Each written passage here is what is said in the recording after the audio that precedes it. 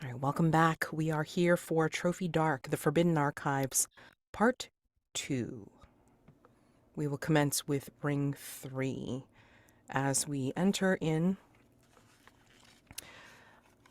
they went through a fire, or a flaming corridor of books and papers burning, and people consorted with a demon, and they found a book that seemed to be about explanations, although, there's only one book, and 4 of them.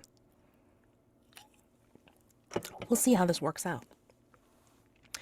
But I believe as all of you make your way further down this darkened tunnel, I think you will see that it opens up. This tunnel slopes upward into a wide circular chamber. Perhaps you've made your way, passing the book amongst yourselves, trying to see what kind of answers it gives, just kind of talking amongst yourselves and thinking to yourself about why you are here and why this book could possibly help you. But this wide circular chamber has even more books lining it, cluttered with books on every available surface. The room is illuminated by these glowing glass spiders that hang from the ceiling. And these spiders will occasionally drop down and retrieve a book before clambering up again to return it to the shelves. At the center of this chamber is this beautiful twin spiraling staircase. It's made of ornate metal, branching upward like a massive silver tree. And the staircase itself connects to layered balconies with even more bookshelves that stretch above and out of sight. Around the staircase are a series of writing desks, each facing outward, away from the staircase. Each one is occupied by a tall, faceless mannequin. It's either hunched over some ledgers or sorting piles of books stacked on the desk's surface, or even on the floor next to it. They move uncannily, spider-like. They have arms that stretch onto the ledgers or from book to book as they sort through these piles. They write, and then other smaller mannequins, perhaps with not as many arms, come to each of you and seem to want to wait attentively in front of you. They will hold out a hand as if to lead you to the desks themselves. One hand is reached out for you to take, and the other hand gestures towards one of the desks for each of you to go and, I guess, speak to these tall mannequins. What do you do? So the ones that are beckoning to us, they're quite tall Smaller. and slender. They're smaller. They're but still smaller than the tall ones at the desks themselves. Think of the tall ones at the desks like being something like 7 to 8 feet tall, because I mean, like, their limbs are so long that they have to reach around and on the desks to be able to maneuver all their limbs. And then the mannequins themselves are probably your size or smaller. Yeah. As they reach out to you with one hand and then gestured with the other. I will almost begin to speak, but then I will just quietly still my tongue and look to the great Elisio. Your Majesty, it appears we have some servants at our beck and call, if you would like to direct them. I already know what I'm looking for and where it is, so I'll go get it myself.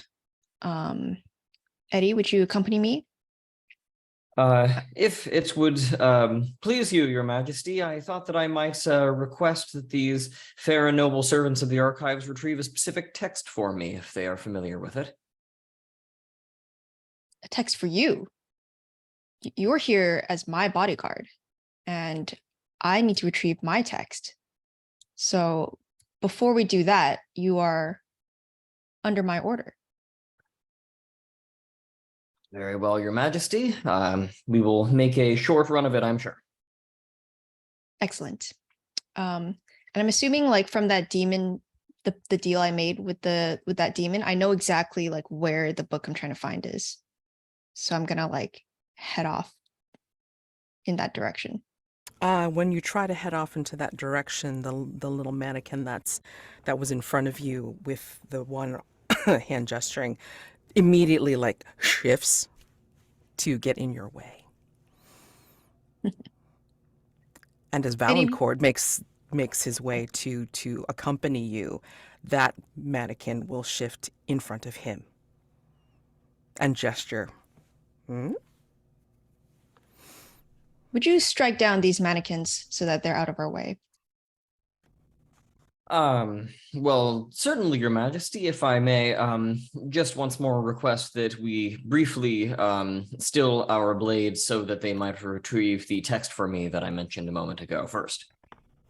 Perhaps striking the small ones might anger the larger ones.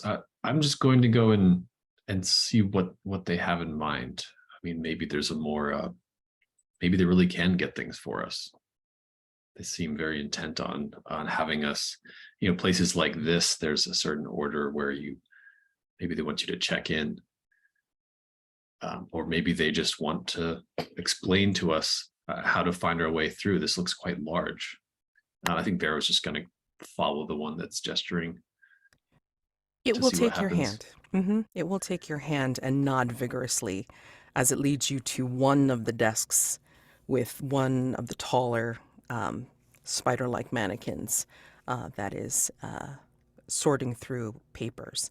And even as you approach Vero with your little guide, I think that particular, we'll call them archivists, because that's what they are, that archivist will actually like turn their faceless head towards you and watch you approach expectantly and actually stop what they're doing and poise a pen or a quill above their book that they have open on their desk. Ifori, what are you doing? Oh, There is a mannequin in front of you as well. Yeah, no, I know. And I already know which manuscript I'm looking for, and I'm sure I know the title and the author and the year it was written, so I just have to hand over. Like I have a small piece of paper where I've written all this information, and I look at this and I just want to hand it over, and I see it and it doesn't look right. I don't remember. Then I think the name of the author is not what I remember.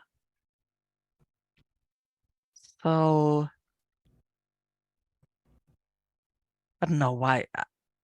It has to be right. I've written it before I entered here, so it has to be the right manuscript, the right title, the right author. And I try to hand this small piece of paper with the information about the manuscript I need over to the small assistant. As you try to hand it over, I think, did you fold it or did you just kind of hand it with the information written on it to the mannequin? I had it folded, but I looked it up. I looked for the last time to check if it's right, and there I opened it, so I handed over open. As you hand it over open, you notice that the letters that are written start to skitter on the page, as if they're reforming their position, repositioning themselves. And what they will reposition themselves into saying is, "Please accompany me to the archivist." And the mannequin will keep it in their open hand and show it to you as they gesture with their other hand, beckoning to go to one of the other desks that's unoccupied. Well, that's with another archivist. Yeah. So obviously that's my next step. Yes. Just the next thing I have to do. Mm-hmm. It's obvious. I follow them. Okay. So you will also go to a different archivist desk. And I think as you two bicker a little bit, seeing this blocked by the little mannequins, I think you'll see the other two head off to the other archivist desks. And yes, you will see as they approach and they sit down in a chair that has appeared in front of the archivist of their choosing, I suppose. There's a light that illuminates down on them, and it's almost like the light has shut down any sound that can be heard. So when Vero gets to his archivist, you will see that the light shines down and he begins to talk to this faceless person, this mannequin, but you can't hear it. Same for when Ifori goes to hers. What do you two do? These little mannequins are blocking your way. All right, I suppose we can just do things the proper way. But better not take too long. So I guess we also go to the desks.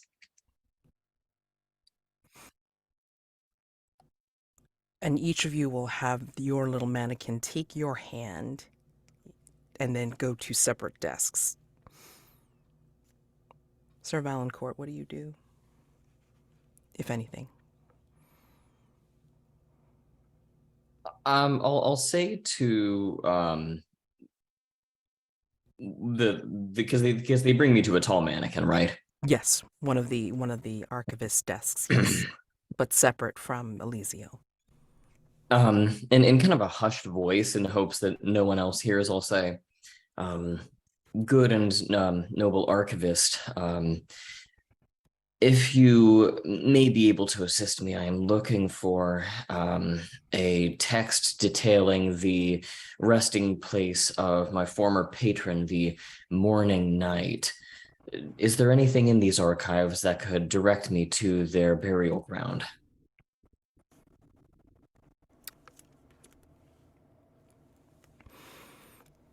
As you get sat down in front of your archivist, the light blinks and shines down upon you, and you notice that as soon as it does, and even as you begin to speak, you notice you hear no other sounds. You can see the others, maybe if you look around, you look at the others and you see them sitting at their respective desks, but you cannot hear what they're doing or saying, although you see them speak. So, and none of the archives sounds are getting through this light. Same for you, Elisio. You are also now seated in front of your archivist. And the mannequins are attentive. It's almost as if they wait to see what comes of the interview with each of your archivists, and then will be upon attendance to find out what they need to find out. So, each of the archivists are going to ask you why you have come to the Azure Archives and why you deserve entry. I think you've discussed this before. Why you belong here and why you can deserve to find out what you want to know. They will also ask whether you can trust your companions.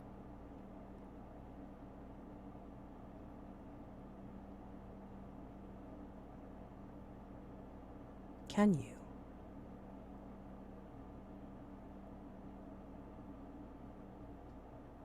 Are we all meant to answer? Yes. If anything, in their own ways, with little variance between them, Your archivist in front of you will say, in a broken and brittle voice, "Why have you come here? So few come to the Azure Archives at first.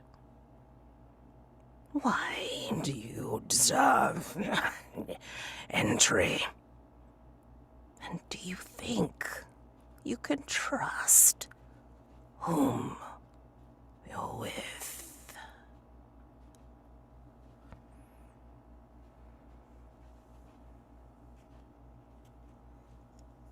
Well, I deserve to be here because I am the great Elisio, and I deserve to go to Countess Shima's Forbidden Festival. To answer your second question, I don't trust Vero and Ifori, but I think I can trust Eddie. He seems quite loyal.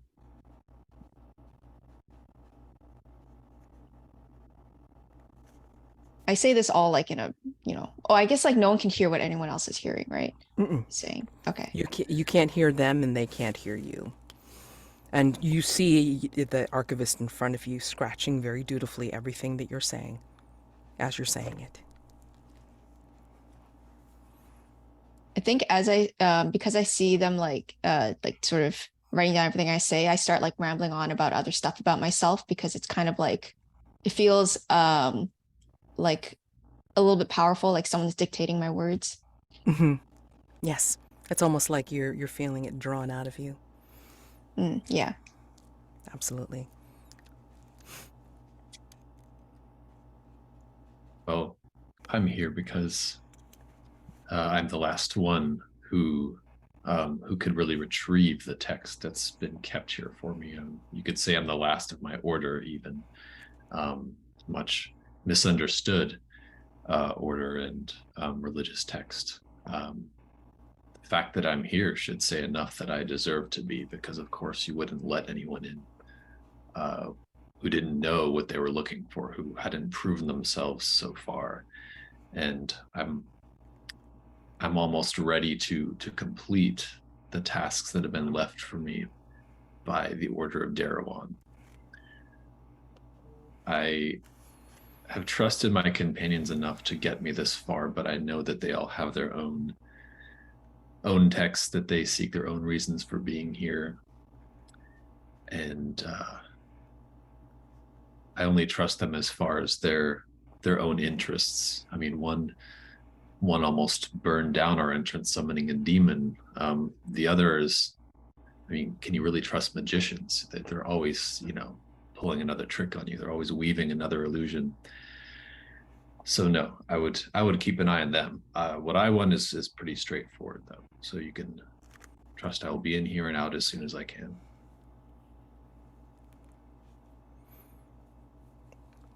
Ifori, Sir Valancourt.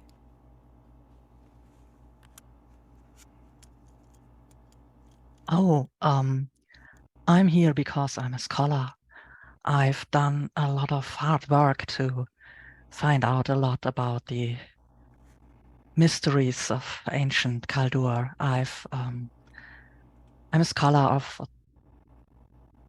practice and history of all the dark arts, and I found unbelievable things, and I just need one last reference. I just need to check one of your manuscripts, and just so that I don't write anything wrong about the things. And I think that's just a legitimate reason to be here, and honorable to go to the truth, to go to the source of knowledge. And about my companions, I think they are harmless enough. I mean, I think only Vero is a real scholar. The other two are just, I mean, the great Elisio is just a magician who, but well, how I said, harmless enough.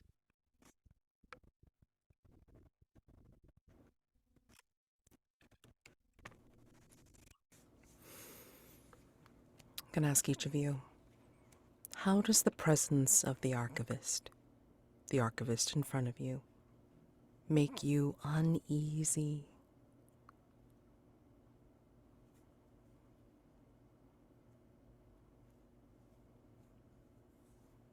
That's something that you're asking, or something that the archivist is asking? Oh no, it's something that I am asking. Okay. As you're telling them these things, what about their presence makes you feel uneasy, uncomfortable?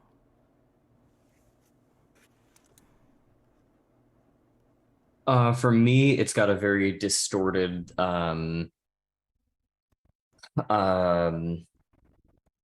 voice that sounds very similar to the Morning Night. Kind of the same voice that told me that one of my party members already knows the burial ground at the end of last session.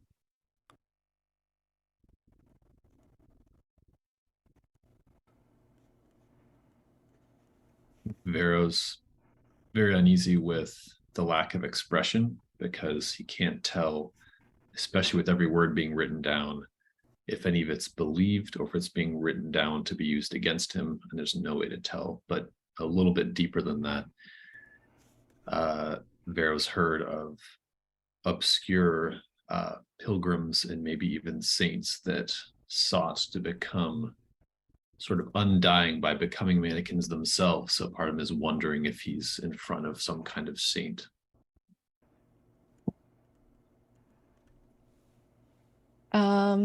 So for me, Elisio notices that like he's going into his like backstory that he's like really embellished and stuff, but when he sees what the mannequin's writing, he can see that they're writing the actual truth. And so that's very unsettling.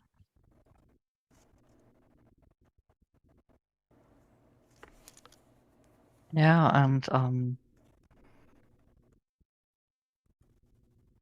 I think that they know that I'm not so sure about my knowledge anymore.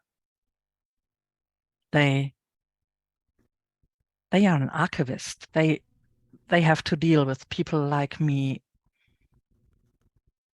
Maybe not every day, because not every day someone gets here, but they've done it probably for a very long time. And I think they can feel that I haven't done everything I needed to do, that there are things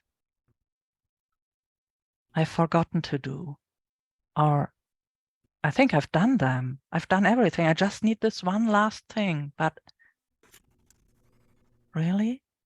And I think they know it.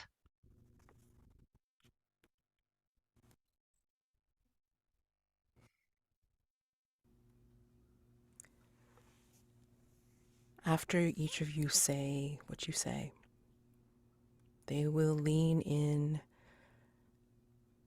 almost as if their limbs, their arms are all at attention. The hands that are writing are writing. The hands that are leaning against the desk are leaning. And the hands that are at the armrests of their chairs are also resting. And they will say,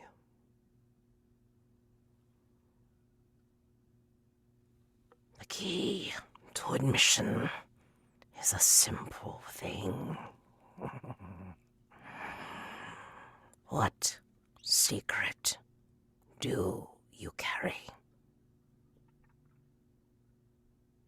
And the hands that write are poised on their page, ready to take down the secret that you name, that you tell. What is that secret?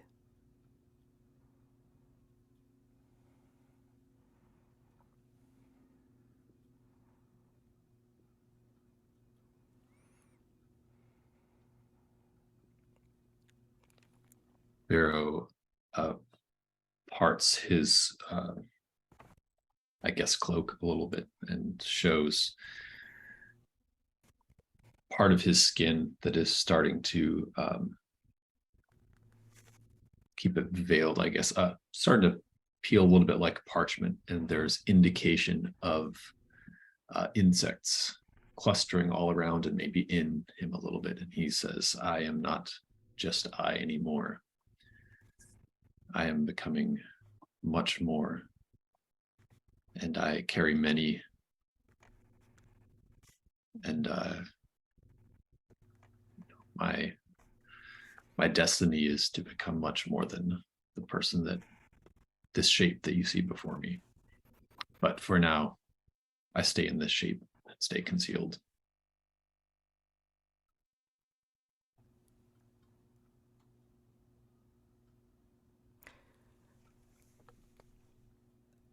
I'm going to mention this now because it's like each one of you is going to have to do this. As you give the secret, each one of you is going to have to do a risk roll. And it's a risk of mind. Just so you know. So, Vero, risk of mind, in telling the archivist this secret, it's going to demand of you. You will get a key, of course, like you will be admitted to the Azure Archives with some particular conditions, but you will also you might be compelled to learn a ritual. So, for this, what could go wrong?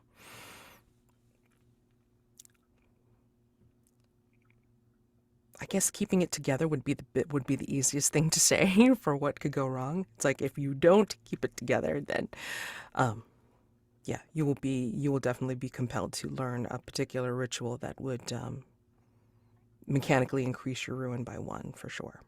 Okay? So I don't know if anybody else wants to offer up like what else could go wrong before we get to devil's bargains on this.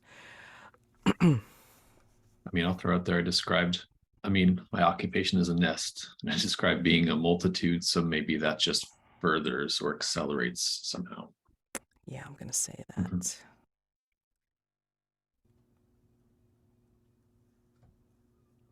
Anyone else? This is just what could go wrong. Okay. All right, so you would get the dark die because of the risk to mind. You would get the light die because of... Hold on. I was going to say vermin, Yeah, possibly. Vermin. Yeah, because it has to do with your secret.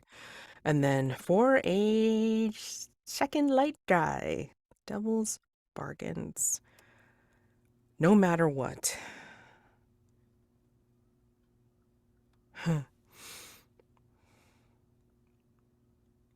I think no matter what, you're going to get a glimpse of what the archive really is.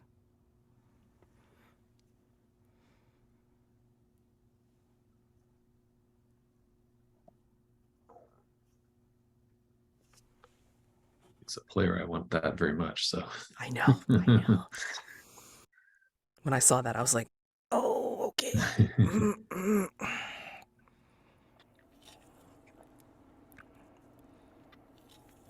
Anybody have another devil's bargain they want to offer? For choice?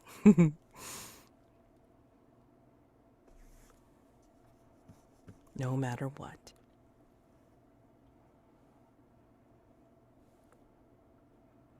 No matter what, you find out that the cult doesn't exist. Oh, no. Oh, no. That'd be really good, though. Yeah. The reason for being what? The reason for coming here. Yeah. Anybody else?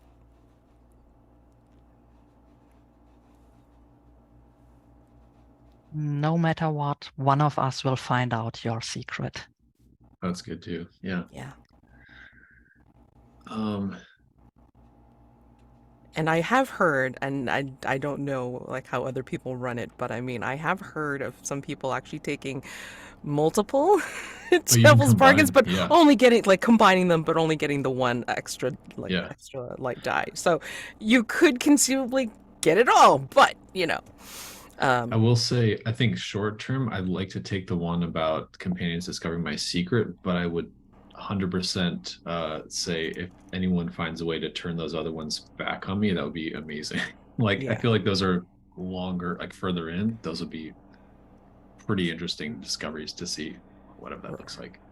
Okay, So so like finding out bring your it back to the secret. table. Right. And then the other thing.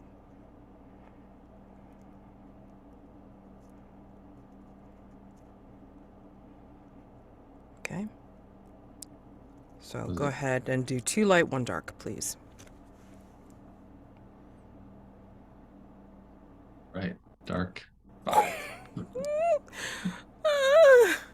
Yeah.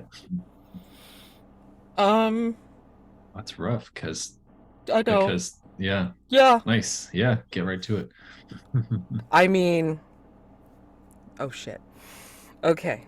So, hold on. Risk roll. You succeed, but you don't. I'm like, oh my god. Okay, so you succeed, but there's a complication. Oh, frig. Your ruin already goes up, so it's higher. Yeah, it's higher than your ruin, so you go up to what? 5? Am I right about that? Well, so it goes up by 1, but I guess what I wasn't sure. Well, that's right, because this is success. Because you mentioned earlier there would be a risk of being compelled Yes. to learn a ritual. So I guess that's however you want to play that out, Yeah, I get. Okay, so all right. The 2-shot, so I'm It up is. for whatever. Yeah. Okay. So hold on a second. So you were at 4, and now you're going up to 5. I was at 3. I just went up to 4 now. Oh, okay. Yeah. A lot less, worrisome for me. So conceivably. Oh boy. All right. So you succeed in keeping it together. Yeah. Let's say that exposing your secret, especially in this place, could push you to learning the ritual and such and so forth. And you can choose to succeed with this. But tell me how you think that what you see. In fact, you know what? I'm gonna bring up the thing that I brought up, as a matter of fact, to push your ruin a bit. Why you're this way is because I think as you're revealing this secret and you tell the archivist and they're recording what you said. Once they finish writing the word many, I think you get a glimpse of the archive as a whole, as if you have been transported to outside of it, or like deeper into it. It's a very, very strange dichotomy of reality that you are first talking to the archivist, but then shoved into your mind's eye, and you're seeing it pulsating and moving as if the books are being shifted inside. You are inside, but then you're also outside. And then looking back at the way the archive entrance was when you first got there with your companions, as if you are outside of your own body, you are watching as an observer, and you see that you and your companions were entering truly a great maw of something alive. And then you're immediately shoved back into your body, looking at the archivist again. And that's my way of saying it's like, I think that's how you find out that you get your ruin upped a little bit. And that's the complication. It's like you've got a glimpse of the archive's true form. I'm gonna say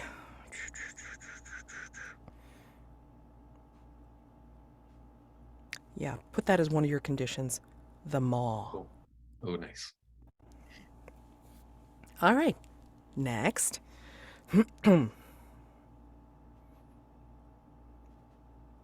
Again, each archivist had asked each one of you, what secret do you carry?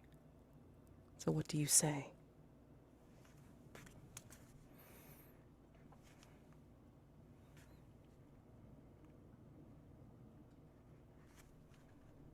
So Elisio says, if you tell anyone this secret, I shall burn this place down. Right. It's exactly writing your words. Well, the secret that I've been carrying around is that I killed the Morning Knight. Oh, it feels good to get that off my chest.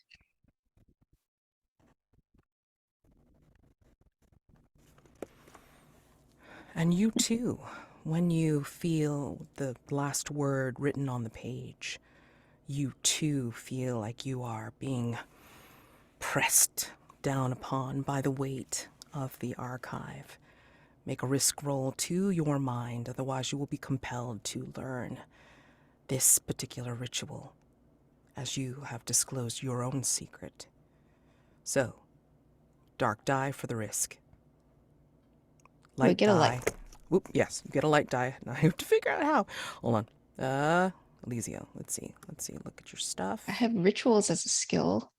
Yeah, we're going to go ahead and put that down. Yep. Cool. And then, what could go wrong? It's like you are forced to learn the ritual, and yeah, again, I'm making it easy. So, like, what could go wrong is that you're forced to learn the ritual, and your ruin goes up. That's good. What could go wrong? If anybody has any other what could go wrongs, that's great. Anyone?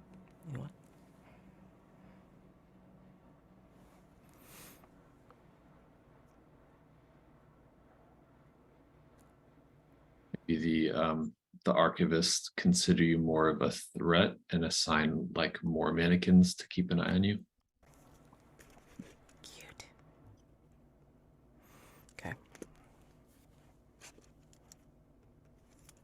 Any other to go wrongs? Okay.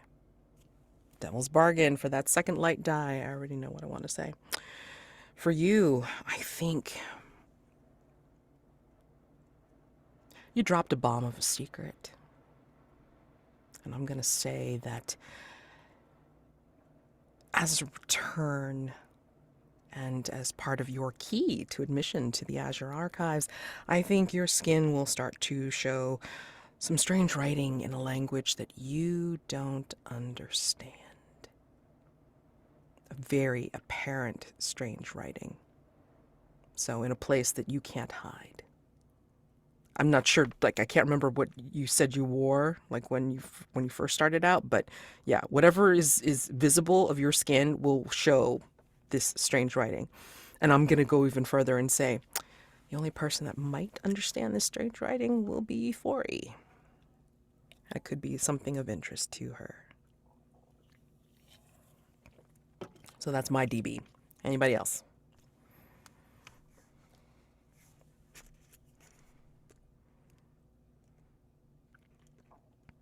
I think of how to phrase this right, but I think no matter what, Sir Valancourt will stumble on evidence that like a trail of evidence that might lead to you eventually to do what the Morning Knight said. Like maybe he doesn't outright learn the secret, but he will come across something that doesn't quite match up, and he will start to maybe have suspicions.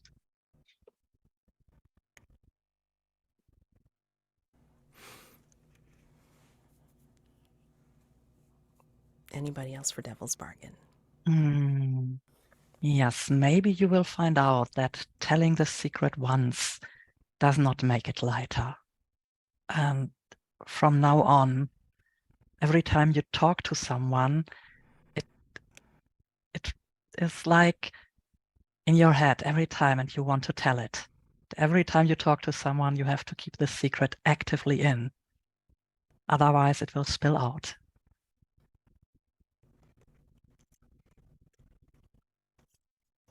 No matter what, for that second light die.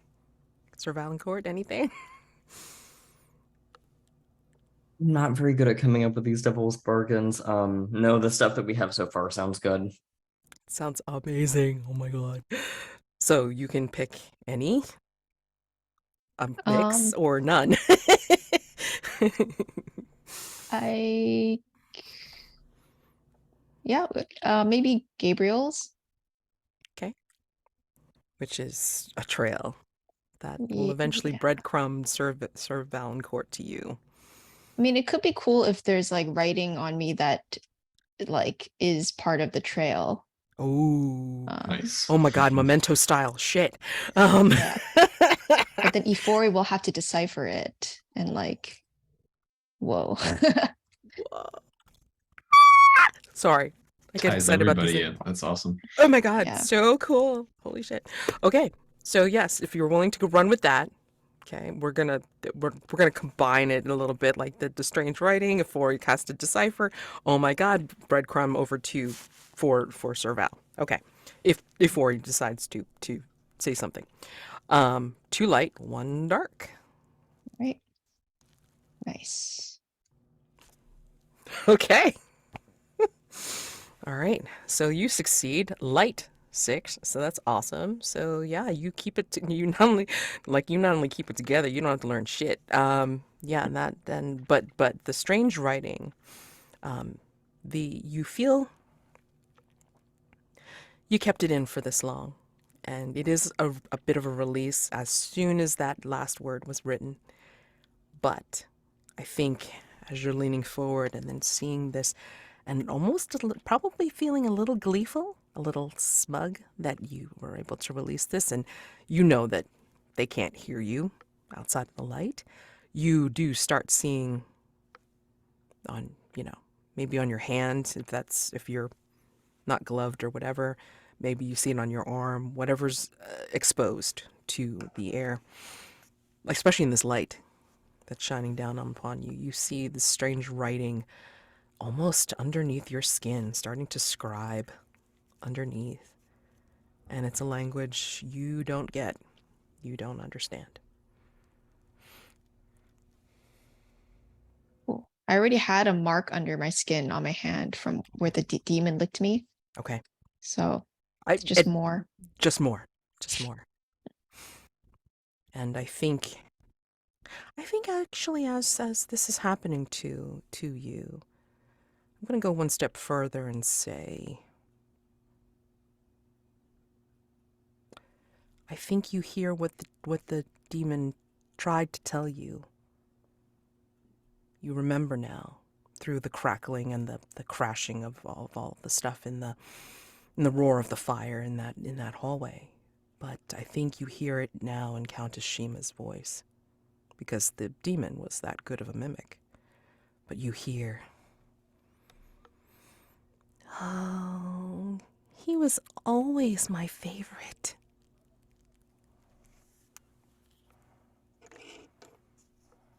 Do I know if she was talking about me Mm-hmm. or like, okay, Yeah. cool. It's like it was like, your name, and then and then Ah. like you hear her saying that. Yeah. Ooh.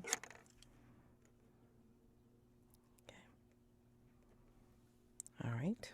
I think I Sir- blush. Sir Val, Ifori? I can go. Mhm. So I have to name a secret, right? Correct. The archivist is poised and ready to write it down.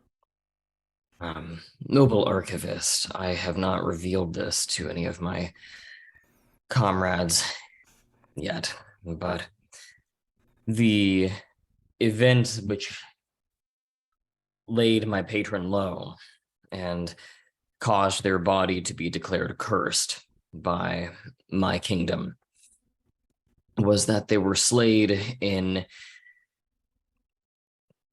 single combat by one of Ifori's demons.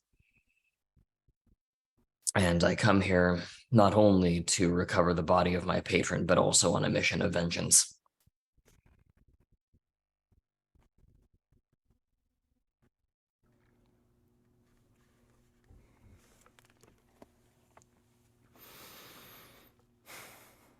As they finish writing that word, vengeance, almost underlying it, lining it, or bolding it in their way, in their fashion, I think you feel like this flame or some kind of cutting inside your chest. Like some kind of, like as if something's being carved in your chest. And go ahead and make a risk roll. This is a risk to mind, so it's a dark die. Light die comes from, give me a second.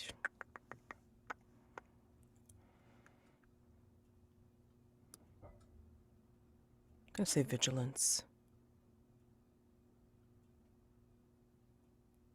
What could go wrong if you don't keep it together? You're feeling these things physically.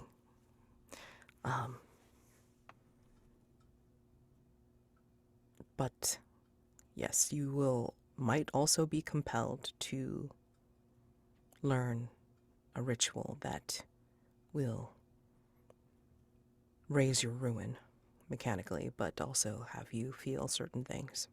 Hmm. So what could go wrong if you can't keep it together? Um. And this is for everyone, so I mean, Oh, okay. Yeah. I was thinking maybe the morning night makes an appearance of some kind later on, but there's something horribly wrong about them. And I'm not so sure I want to bring them back or recover their body anymore. Gotcha. Oh man. Oof. Okay. I think possibly speaking about vengeance against demons alerts demons, whatever that might mean.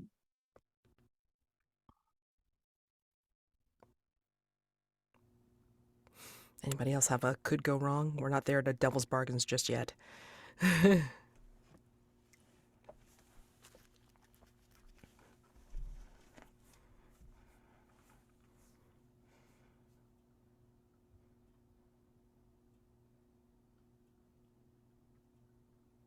While anybody else is thinking, let me ask you, Sir Valancourt, did you know at the time it was Ifori's demon, or you just knew it was a demon?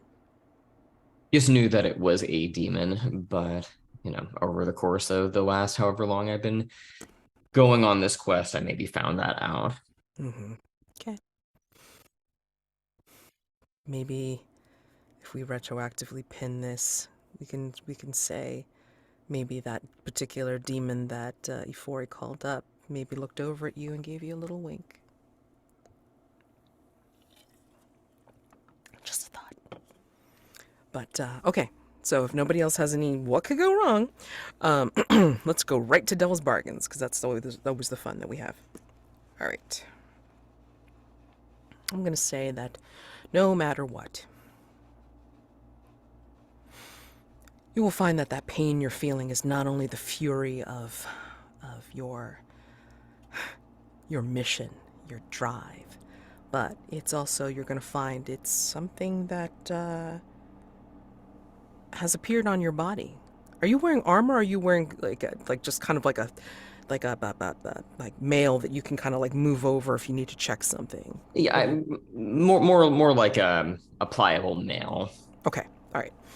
So I'm gonna say that so Devil's Bargain is no matter what, you're gonna find that not only are you feeling that fury, that piercing fury, but then when you kind of move your mail over and then look underneath your clothes, you find that it has a physical manifestation where it looks like there's a little door that has appeared on your skin, and you have no idea where it goes. Okay. So that's my DB. Anybody else? Yeah, I have one. No matter what, something in this archive, maybe it's a magical text, maybe it's some other dormant artifact. Something here also seeks vengeance and will perceive you as a capable champion this night full of fury, you know, this dangerous night, and it will try to make some sort of pact with you so that you will go and act vengeance on its behalf.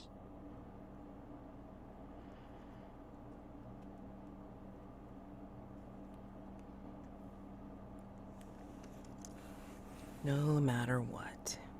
No matter what, while you were telling the secret, Ifori will be glancing over and see your mouth word Ifori, with like a look of anger on your face.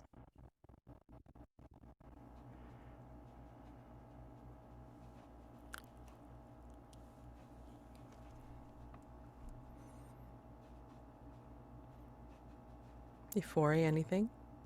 Okay. Great choices. 3 great choices. I don't know what you're gonna pick. I Or like combo, or none. I kind of like the one where Ifori sees me at least mention them because it leads to conflict and interaction between players, I think. Sure. Absolutely. So Okay. we'll go with that for another light die, I think. Yeah, so 2 light, 1 dark, please, for this risk roll. So on a tie, how does that work exactly? I have a 6 die and a 6 dark. Dark die Oh, wins. dark wins ties, damn. Okay. Yeah, so your ruin goes up. That brings you up to what now? 4. Okay. All right. Well, you still succeed to keep it together. It's just a bit. While you succeed to keep it together and you still feel these things, but like you're able to kind of hold it in and such. Ifori does glance over and see you mouthing her name. But how, in this moment, do you see yourself falling closer to the forest, closer to where the, closer to your darkness, I suppose?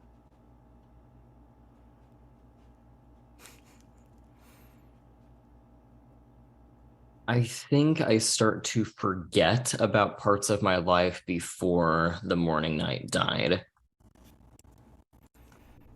And so it's kind of like almost everything I remember is just I've always been on this quest and this is my whole purpose in life, and I can't zoom out and think about doing anything else.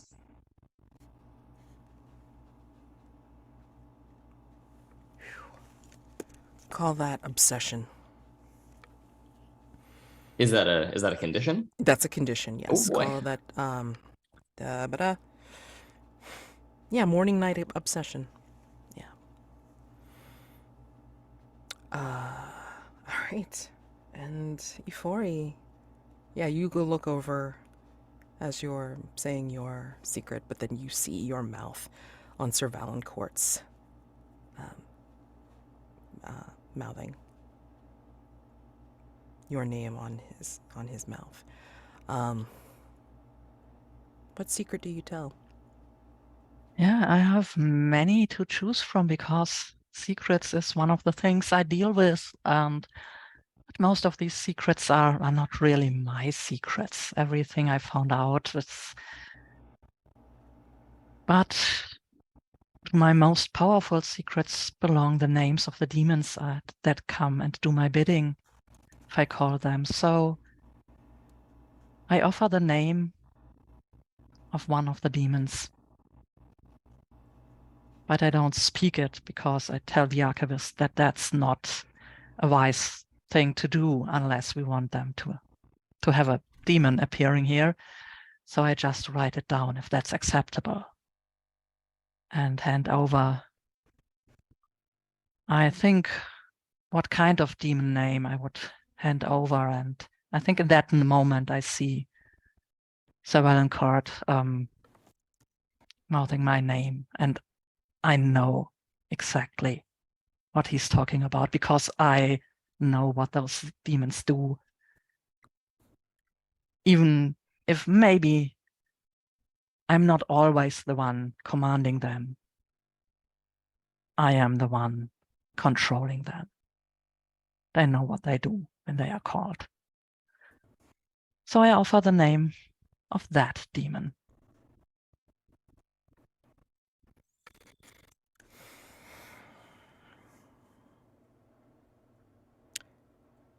In your quest for knowledge, I think the archivist feels it in every letter that they write of what you're saying. And in fact, when you do say that you cannot speak the name of the demon aloud for control, the archivist is actually nodding at you.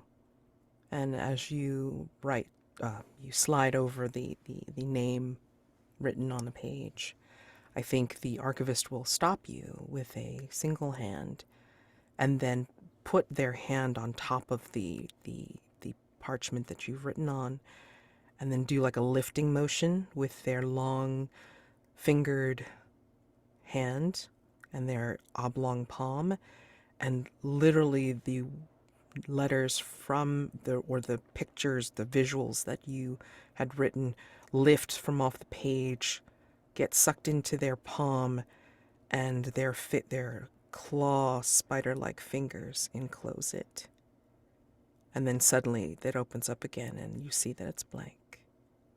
But they put it on their page, on their book, and then you see the demon's name written down on the page.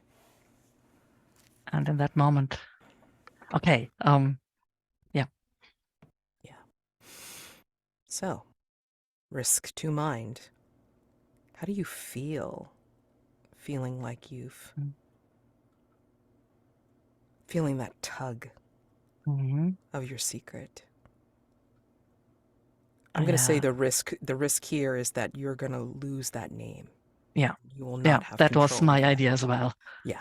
Okay. So, risk to mind, dark die, light die. You're a demonologist for Christmas sake, so yeah. That's the first light die. What could go wrong? Yeah, you've lost control of this demon, so just in case it happens to pop up again later, who knows? You're not going to be able to control it. But yeah, you're also at risk to learn this ritual that could come upon you in this place. Anybody else have what could go wrong in this moment? You lose control of, or either like control of one demon, or like overall you lose a bit of control over all demons.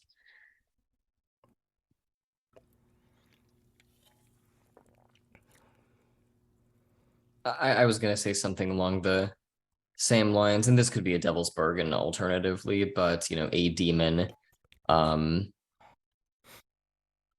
comes back maybe for a broken contract, or demands a favor be turned in right now that you offered some time ago, that sort of thing. Oof. Wow. All right. Anything else? If not, we're going to go right to Devil's Bargain. Oh boy. I'm going to say that I'm going to keep my Devil's Bargain fairly simple. I'm going to say that because it was literally like they grabbed the piece of information, the secret, away from you and clutched it and kept it, I think you will start to feel the physical effects of such a thing happening here. And so your skin starts to peel away from you and starts to brittly rattle in whatever breeze there may be here as it sounds and looks like dusty parchment. It's a gradual thing. Maybe it starts with a little bit of a skin flap if you get cut in movement or such. But then as it peels away from your body, I think, yes, your skin will start to turn. So no matter what, your skin will start to become like dusty parchment.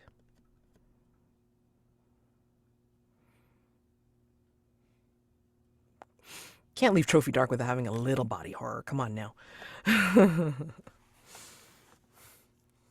I have Devil's Bargain. I think no matter what, you will be tempted by, you will encounter some kind of evidence of demons from old Kaldur. And because of your experience and expertise, you'll be tempted to try to bind them. Something you just too tempting not to try to take advantage of in this place.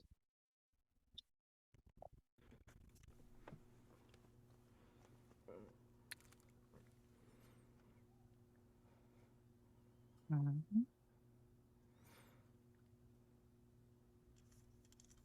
Sir Valancourt, Elisio, any DBs? None for me outside of just the idea of, a demon coming back and, trying to turn in a favor or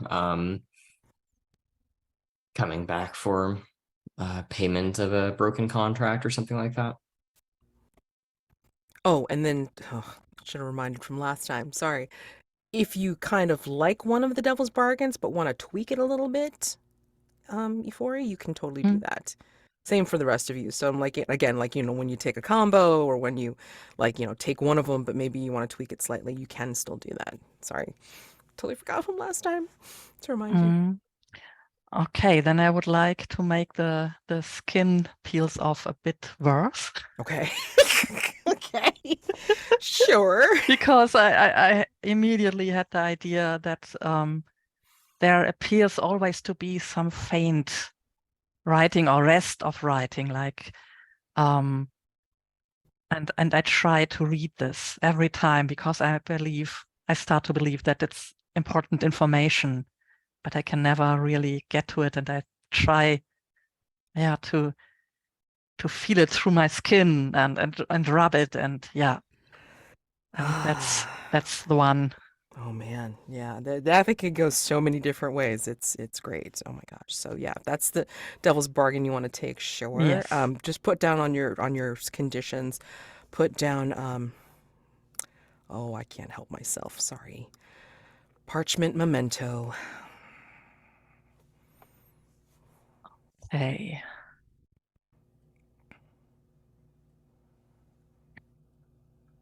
Parchment, how does it, how do you write that?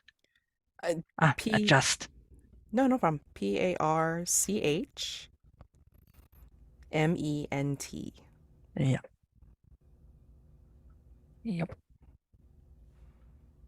Okay, and then let's see. Memento, like the movie. Sorry. Sorry. Yeah, I'm just. Okay, so I just roll now. Yeah, so 2 light, 1 dark. Yeah. Okay. Ouch. Okay. Ouch.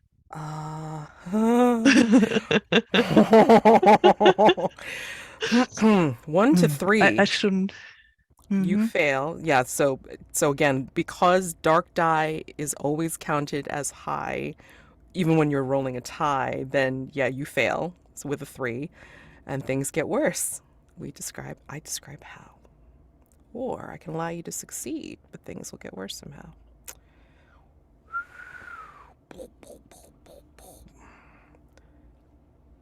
Okay. Hold on. Yeah. Okay. First off, you are now compelled, as you feel the secret get pulled from you because of what the archivist does. And even though they're faceless, you still feel like some sort of smug satisfaction having done so. So 2 things happen here. First one, you feel your ruin go up by 1 mechanically because now you are compelled to learn a ritual. And the ritual is called extract. I don't know how Ben's character keeper works, so I'm not sure how it can if it can get written in plainly. I have a look. Yes, it's there. Extract is there? Okay. Yes, it is. Perfect. I remember hitting the button for Forbidden Archives, so I knew that there was a secret thing. All right. So yeah.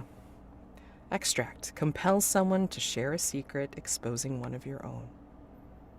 So it's a 1-to-1. All right. So yeah, your ruin goes up to what now?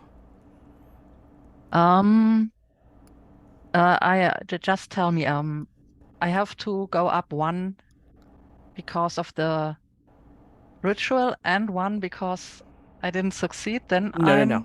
okay. Oh wait, Then wait. then I'm with 5 now. Otherwise 6. Oops. No, because I mean, like Yeah. like 3 was not higher than your ruin. So I mean, Okay. like, yeah, it No. only went up. Oh, sorry. Yeah. Sure. Yeah, I it only was went I up. was It on only 4. went up Yeah. because of Okay. learning the So ritual. Yeah. no, only Then I'm 5. Yeah. So 5. Okay. So I'm going to give you an opportunity to do what's known as a reduction roll. So anytime you get close to the end, which is like 6 is completely lost to the forest, 5 is like you're, oh my god. You have the opportunity at this point to do a reduction roll. And what that means is, I'm going to read it off of the sheet because it says it better than I do. When you mark 5 ruin, you can perform a reduction roll by acting in the forest's interests, destroying treasure, betraying or sabotaging your fellow treasure hunters, or interfering with rituals. Yay! So, you should try to be subtle in your actions so as not to draw attention to yourself. So, I'm going to let you know what happens, the second thing that happens before you decide like what you want to do for your reduction roll, because this may have an effect on it. I think at this point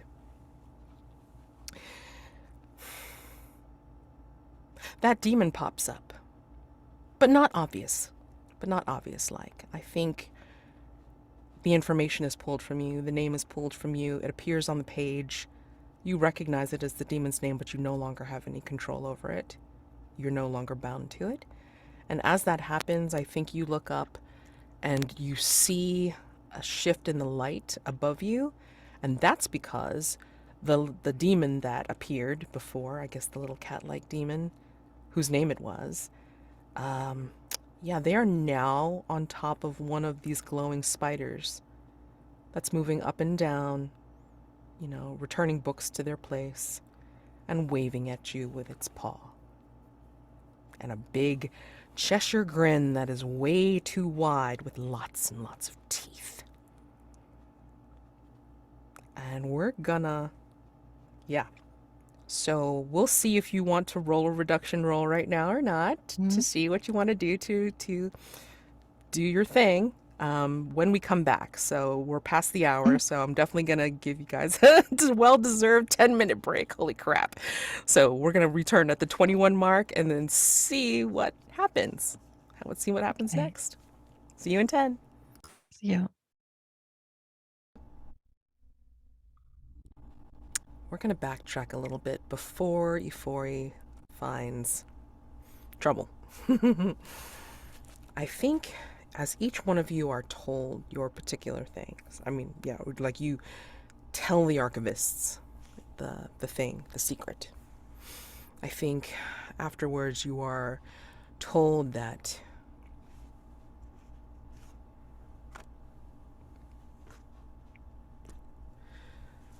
nothing must leave the archives and the upper limits. And one of their very long limbs reaches up and points with a very extended finger. The upper limits are not admissible by visitors. You may look everywhere else here, and our little assistants will show you where to go. And then each one of them will proceed to give you very complicated directions that the little mannequin will be listening very closely to and nodding as if they're like kind of taking it down and taking it in. And then for the rest of you, I think you will all be shown into a particular archive section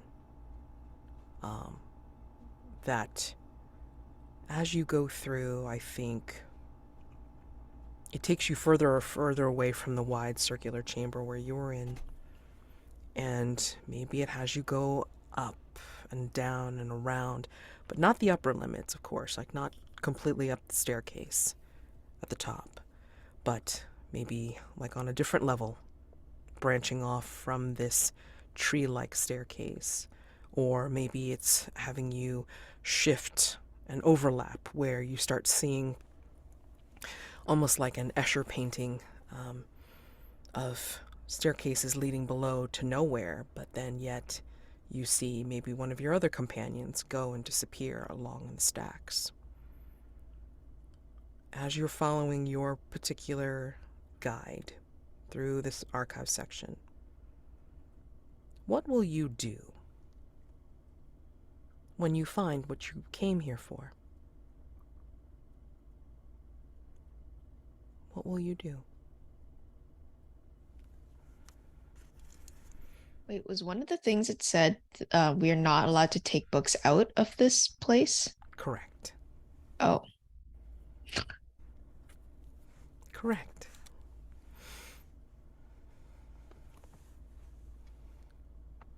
well, Elisio was gonna try to take the book out because that was my what the Countess asked of me, was to bring back the book. We're not saying this to the mannequins, right? This No. is just like, okay, cool. No, I mean, like the mannequins are just like nodding along and kind of like intermittently feeling their way along the stacks, like as if they're like trying to figure out the directions that they were given towards the archive section that you need to be led to for your particular book. Mm. Yeah. Yeah, I mean, they're just leading you. I mean, if you talk to them, you know, they'll nod, like as if they understand, but, you know, they're not communicating back.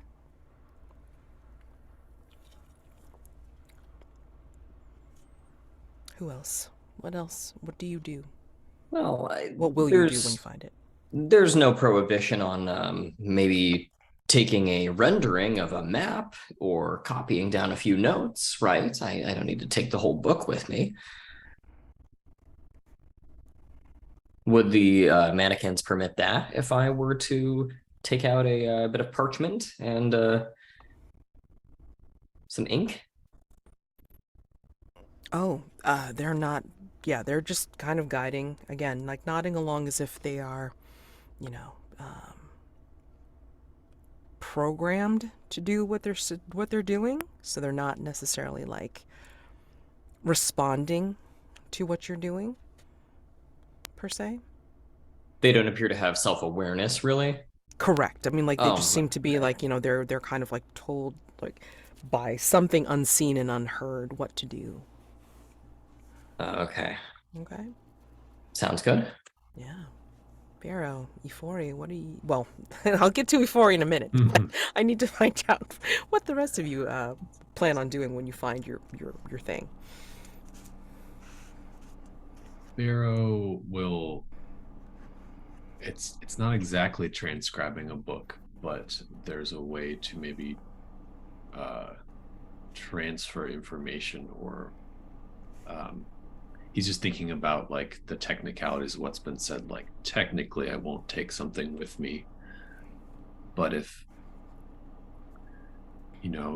it's not as simple as something just being a book, and I'm not just a person, I'm not just a pilgrim, there may be some sort of transference that might happen here when I find what I'm looking for.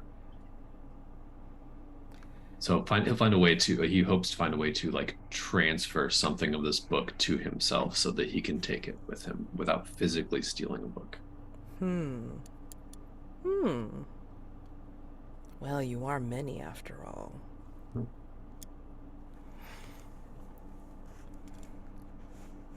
Okay.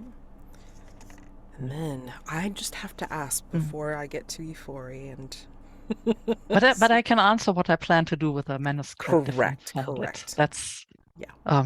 Because I just have to check something. I just have to see the context of the citation, and I don't have to take it out. So that's no problem. I just have to look at it, and that I have another book in my on my person from the beginning. No one saw me pick it up. Only the destroyed mannequin from the beginning. So I don't care about that. No one knows that I have that. Exactly. Because I'm going to say that you also are brought to the archives section, like through a winding, wayfaring manner. Even though you can see that demon, that particular demon, pretty much dogging your steps, jumping in and out of shadows and shelves as it follows you with a very, very pronounced grin on its face.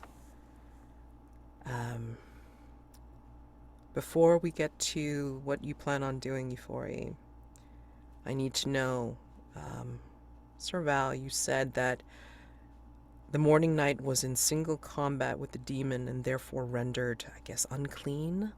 Unholy? Yeah, cursed in some fashion, but yeah, Yeah. no. They've been corrupted. We can't bury them within the boundaries of the kingdom, or else horrible things will happen. My question to now Elisio is, if Sir Val believes that the Morning Knight was killed by a demon, how are you involved in the Morning Knight's death? I think I poisoned the the way I killed him was not through battle. It was like poison. So like maybe he was killed by the demon. Maybe I believe I killed him. He would have maybe died anyway. And why did you kill him? To get a meeting with the Countess.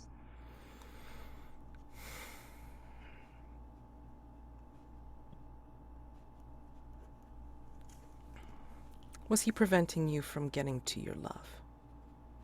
I think it's like someone wanted him dead, and that someone could also pay me as like that someone could get me a meeting with the Countess. So that's the first time I met her would have been through that meeting.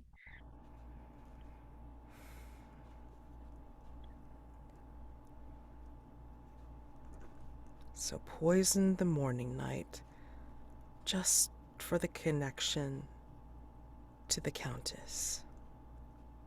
Yeah.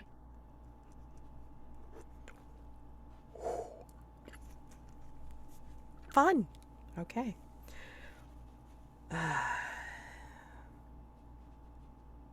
Yes. So, again, the assistants do not speak. They gesture about where in these stacks you find what you will be able to find. And they do seem to have eyes that light up stacks as you go along, so you are not completely in the dark along your way. But they don't interfere with what you are doing. If you transfer information, if you write something down, they're not going to impede your progress in any way necessarily. But I have to ask you, Ifori, seeing the demon plod your steps, what do you do? What I want to do is find Sir Valancourt and talk to him. Because on the one hand, I want to warn him that the demon, the next time it's seen by anyone else, is not under my control and that it should be killed on first sight. And then I want to tell him some information that maybe not makes me blameless, but puts the blame on other people. Because I wasn't sure if he knew anything about my connection to the death of the Morning Knight. But now I'm quite sure that he believes me guilty in one way or the other. And I want to point him somewhere else. Okay. So when I see him somewhere, I call out to him. Sir Valancourt? May I have a word? Ifori, I wasn't expecting to see you in these halls of the labyrinth. Yes, let's step over here a moment and hold conversation. Yeah. There's something I need to tell you, since you are the one of us who's the best in a fight, I think. I think everyone else in this group is quite useless with a weapon. And maybe you, I'm sure you remember the demon who visited us for a short time. I called them, and now they are back. And I gave up control about this demon to the archive. So the next time you meet them, just don't try to interact. Just make short work of this. It should not be a match to a trained knight. That's not its strong point. It's not if the knight is trained and in good health and awake, it should be no problem to kill this demon. It's not a fighter, more a liar. Ifori, do you intend to mock me with that request? You release a No. demon into this labyrinth and then call upon me to enter into single combat with it? Surely you know my history. You think What? I would fall for such a thing? If you wish me to fight a demon on your behalf, display to me some show of trust. What can you do for me to indicate that I should trust you? I just want to give you some useful information. I have no control about this over this demon anymore. I gave up its name to the archive, and they took the whole name, not only the information. They took the whole memory. I don't know its name anymore.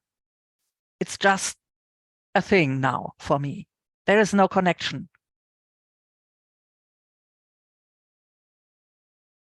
And it's really it's if you don't do any bargain with it, it's not really dangerous. If you know how to handle a sword, it should be easy to kill this thing. I will heed your warning, Ifori, but Yeah. do not fool yourself into thinking that I will attempt to dispatch this on your behalf, or that I will sacrifice myself to save you. I just want to warn you that I don't have any control. So if you meet it, don't wait for me to help you. And it has formed, I mean, it has formed a connection to your employer.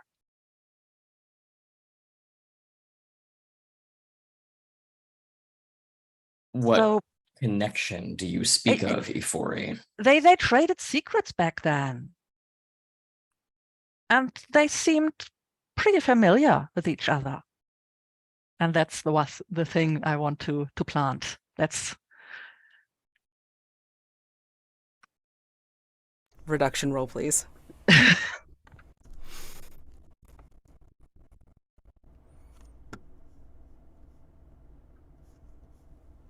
Roll to 5. Hold on. You can roll a dark die and re-roll, but hold on. Let me just see something. I just want to check the... If you rolled equal to or higher than your current ruin, you decide whether or not to remove one ruin. If you do, someone notices the attempted betrayal.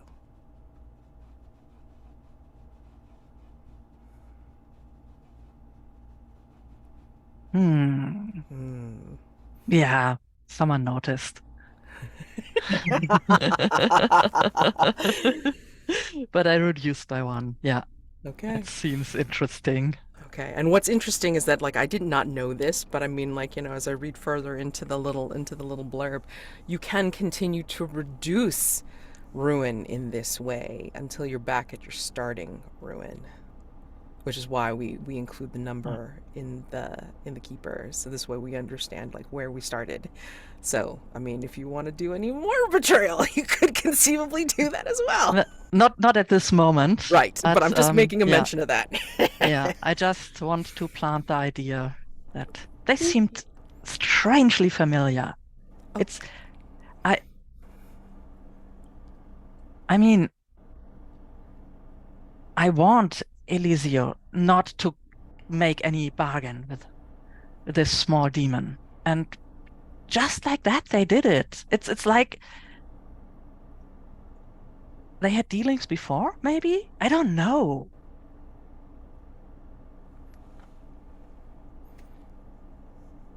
So out of character, it's the mechanics say that or that someone notices betrayal. How do we want to play that? Like, is it me who notices, or is it another person like Elisio later on? I mean, it could be Elisio later on, if like, especially if you, Sir Valancourt, confront him. It doesn't have to be. I mean, like, it could be, well, you. I mean, like, you know, like, why are you telling, are you trying to turn me against my employer? You like, you could play it that way. So I leave it up to you essentially, because somebody notices. So it could be you now, and then Elisio later. Okay. Yeah. So if you want to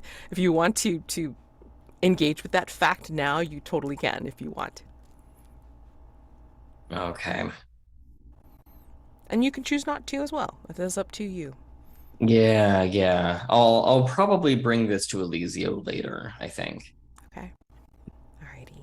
No, that's cool. All right. So your ruin is down to 4. Yeah, I mean, I'm sure that Sir Valancourt is giving you at least a side eye right now, Ifori, for passing this stuff along. And I think, in the meantime, as we are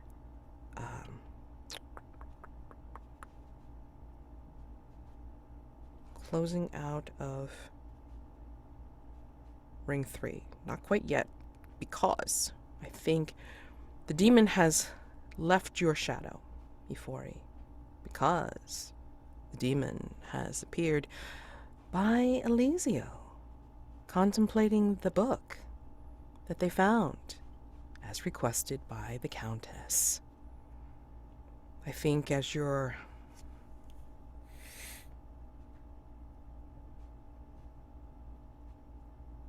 find the book, remembering what she told you at this meeting. But what else are you remembering, Elisio, when thinking about the Countess's directions? The last meeting with her, how she looked, how she smelled. What was that like? She was looking as radiant as ever. I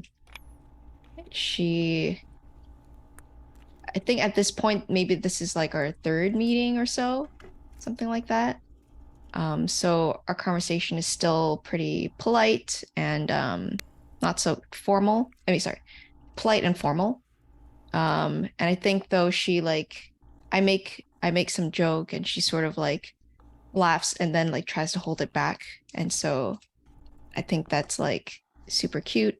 And that's like the highlight of that meeting for me. And the demon comes upon you as you are looking quite nostalgic about it, and sees the book in your hand. I hear that you're not allowed to take anything out of the archives. You Whatever again. will you do? How do you... Shush. I heard downstairs, or over there, It's hard to tell here. It's very confusing. But yes, the big guys had said that you're not allowed to take anything out. What will you do? Well, I'm not telling you. Be gone. I have no dealings with you right now. Well, I was going to offer my help. I was here before, obviously, but you helped me a long time ago when I had to fight off that rival of yours. You Morning know why night. that. You know why. You know why that. You know why that other knight wanted him dead, right? I didn't ask. I didn't really want to be more involved than I had to be. Oh, well, you did yourself a favor. You helped me. I fought him down. I fought him off. But that other fellow wanted to make sure his rival was out of the way. The Countess loves to share her favorites. Mm.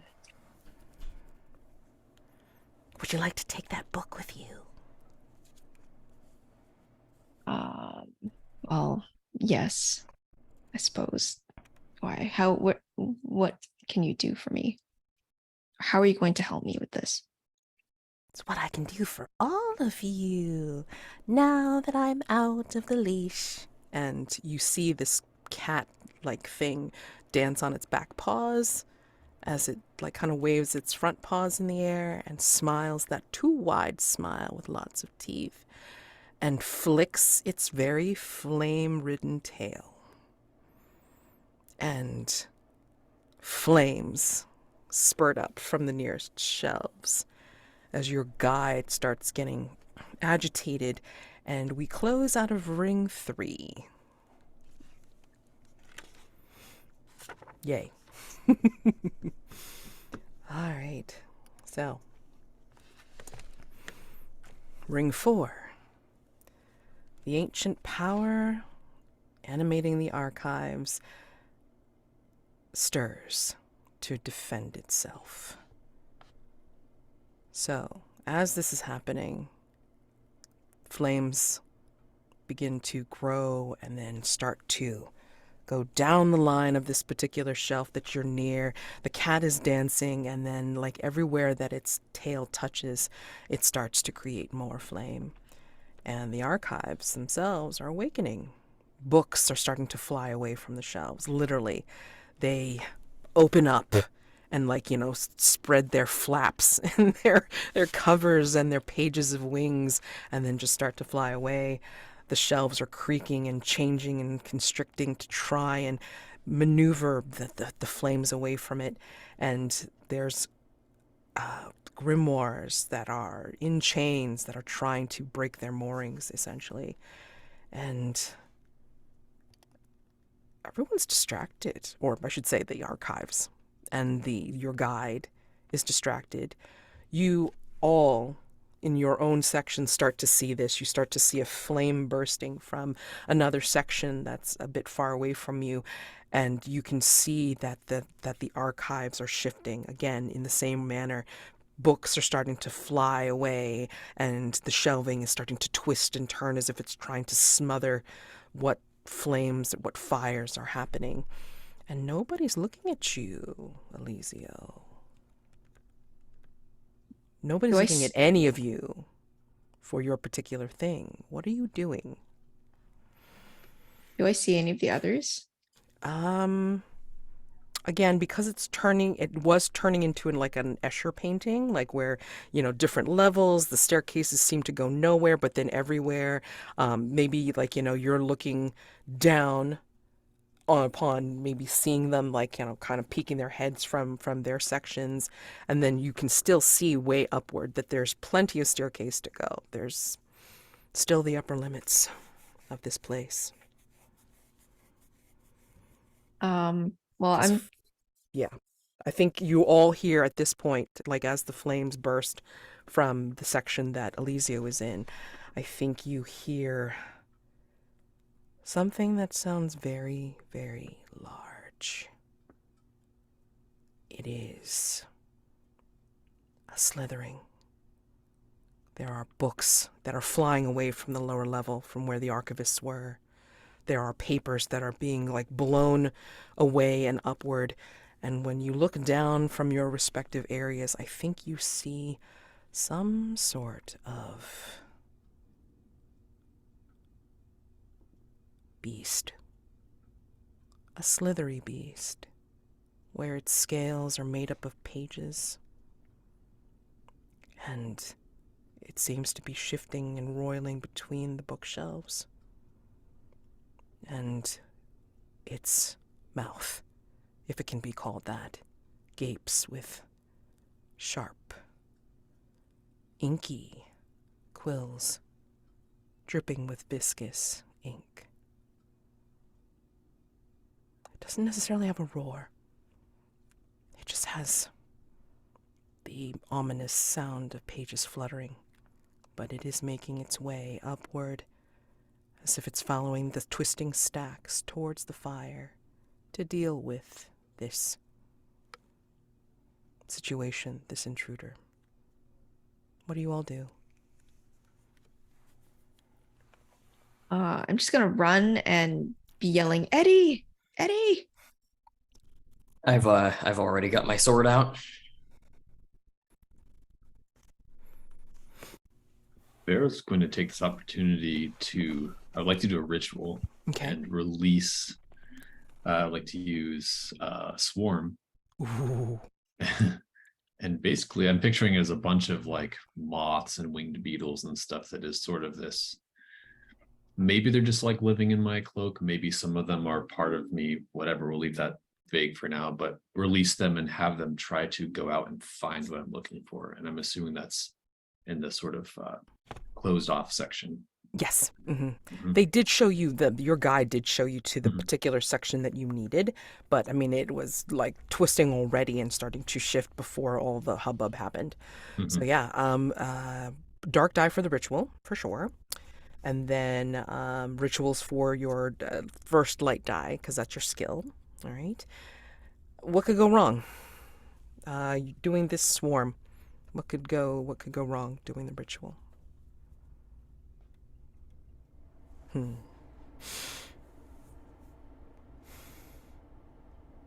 Now, with the swarm, you're planning on, like, I guess, trying to absorb the information or gathering the information in some way? I'm thinking of sending them out like little scouts to Okay. then find to guide me where to go, so I can try and do that while the archive's distracted. Right. Cool. All right. So I think what ends up happening is that because of all the hubbub happening, especially with the bookworm, like, in play, I think, like, your ritual may go awry and your swarm may not be necessarily controlled because they can't get past some of the archives, like, own defenses, per se.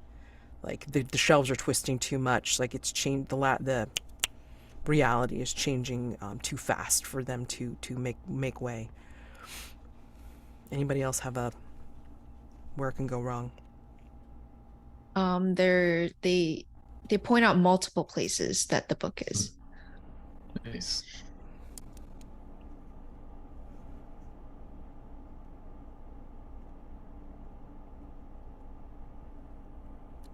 Anything else?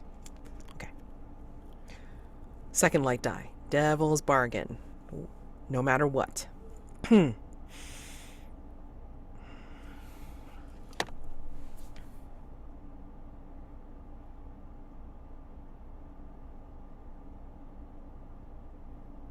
I want to say that no matter what, I think they're going to show you.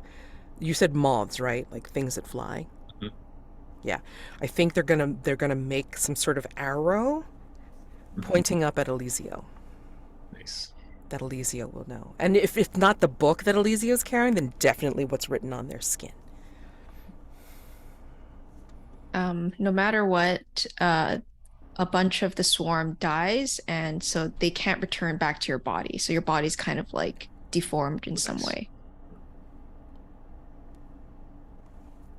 Or no matter what, your body starts to incorporate insects that are from the archive, that are maybe hostile to your body. These are so damn good. Bless you, bless you. Jeez. Yeah, Sir Valancourt, anything? I'll just second the last one.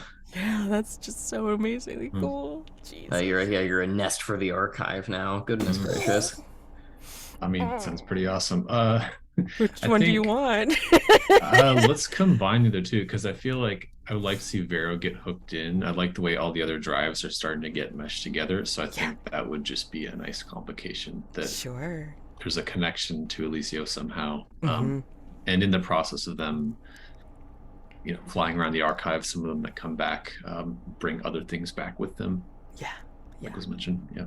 Okay. 2 light, 1 dark.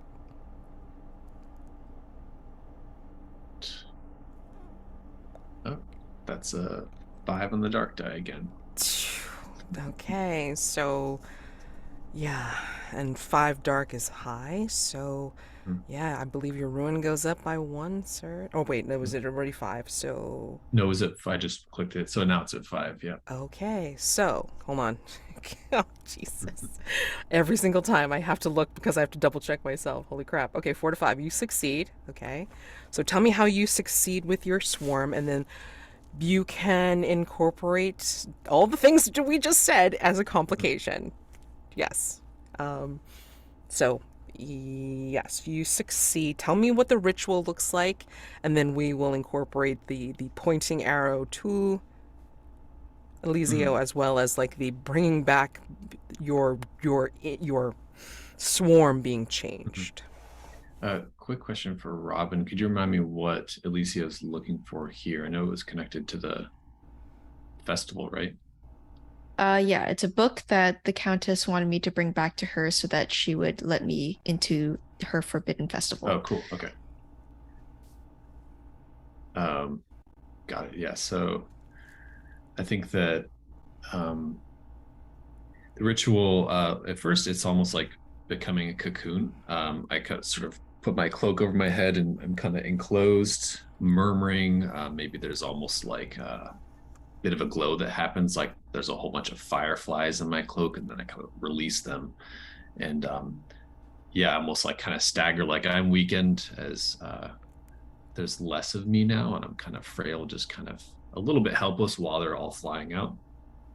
And see some of them kind of hover, like we talked about the arrow over Elisio, and seem to be congregating around him for some reason. And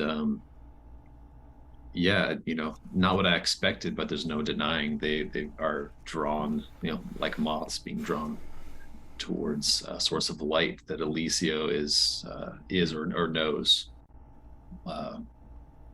where I need to go, what I'm looking for. And maybe other insects are drawn to their light as well, whatever that might mean for the archive. And whether we see that now or later, those join the swarm and come back. So I'm sort of corrupted somehow in the process. How do they glow? Like, what's their glow like when you sent them out? So maybe some of them are like fireflies, like their body glows. Maybe some of them, it's more like when they flap their wings, they release like little, like glowing dust, kind of like sea creatures that glow. Okay. Like they stir up particles. Yeah. What color is it?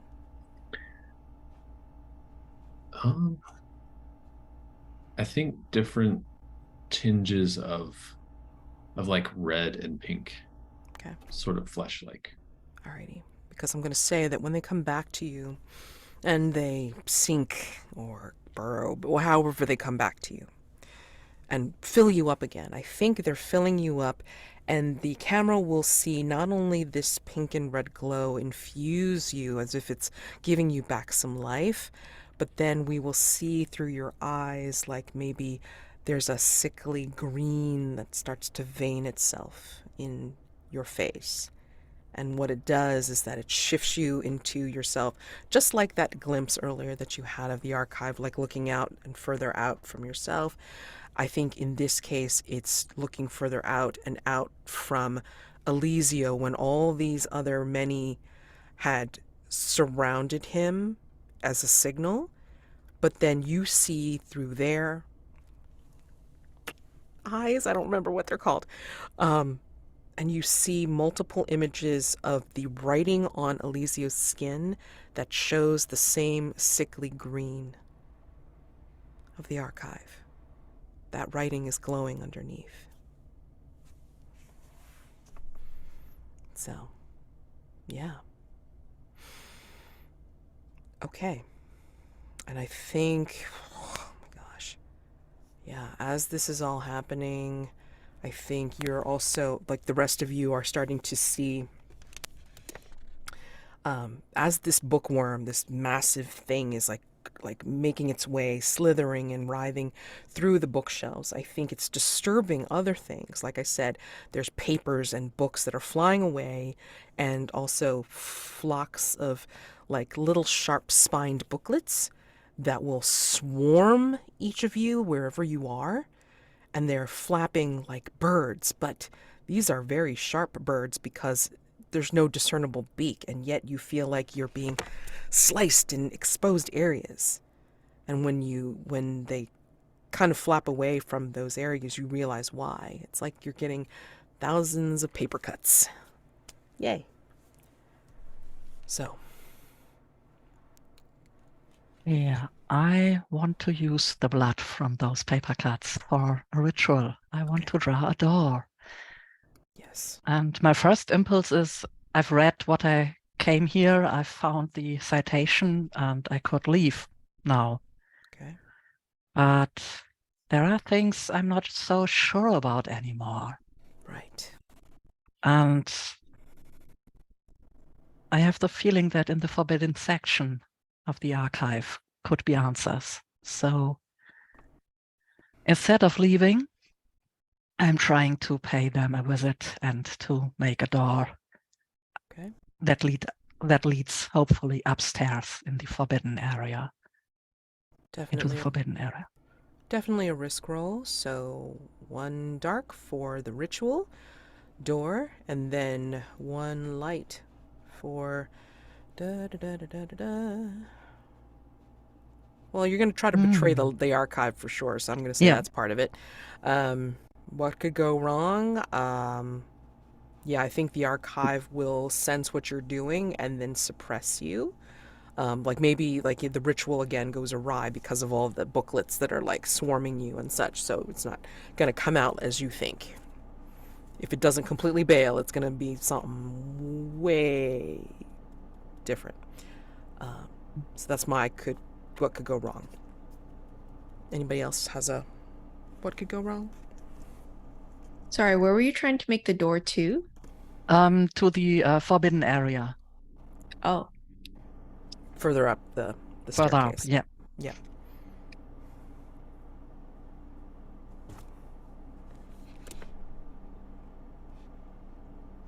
I mean, if you're sorry, go ahead. No, go ahead.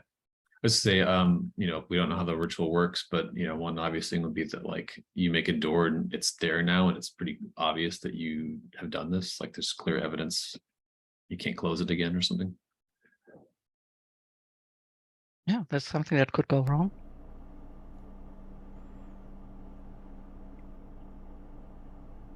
I was gonna say maybe something from the forbidden area gets out. Like the door kind of goes 2 ways. The door goes through space and time, and so it goes into the far future where the books are all like degraded and like Dust. Useless. Yeah, dust. Like it. All right, so second light die, no matter what. Devil's bargain.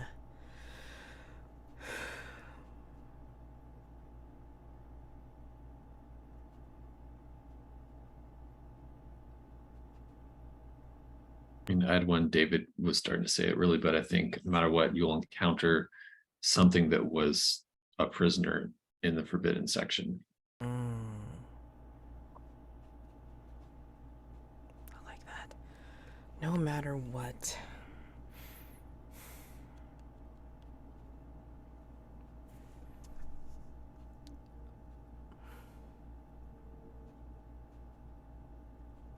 I think you're gonna make the door, and it's going to lead to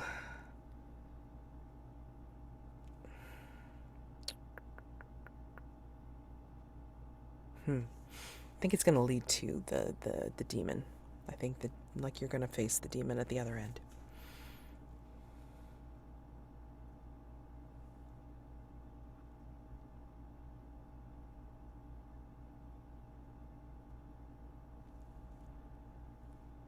Any other could go wrongs? If not, okay. Let's go ahead and do the second light die, Devil's Bargains. Oh, wait. Brain. I think that was, yeah. Yeah, it was Devil's Bargain. Sorry. Like, you know, I get involved and I'm like, oh my God, which one is it? All right. Okay, so 2 light die, 1 dark die. Oh, I'm sorry. Which one did you want to take? Yeah. Either I encounter something that's imprisoned in the upper area, or I have to face my former pet demon alone. Ah.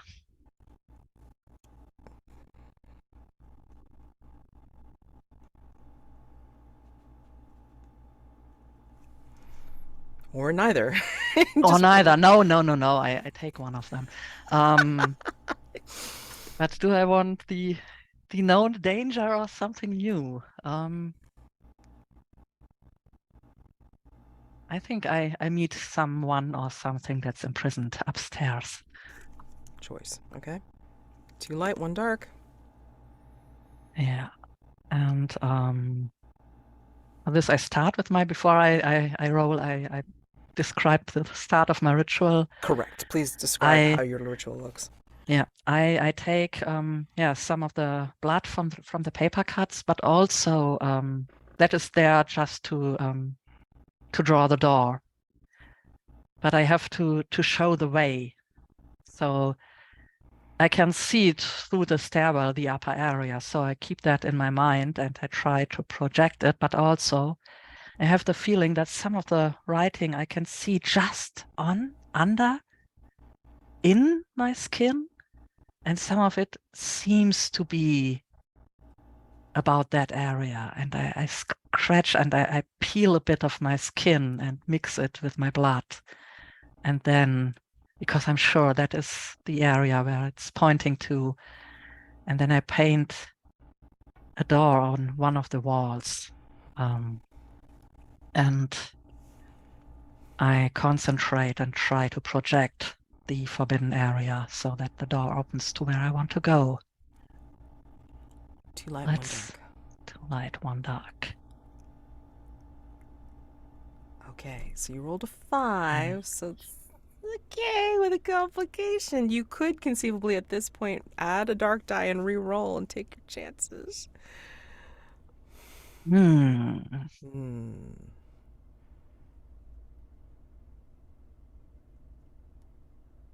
I'll try for a 6. Okay. 2 light, 2 dark.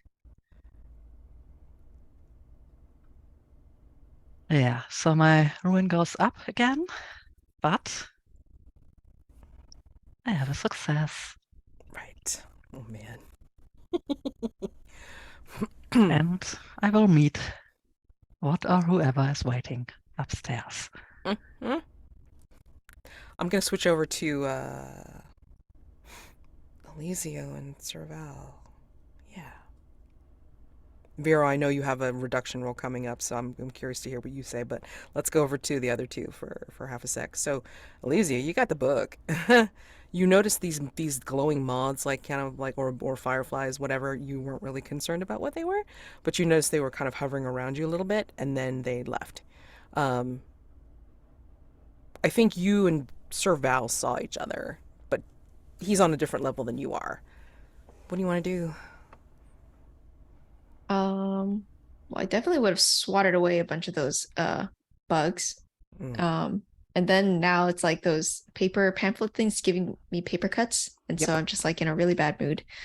When I see Eddie, I'll be like, Eddie, let's get the hell out of here.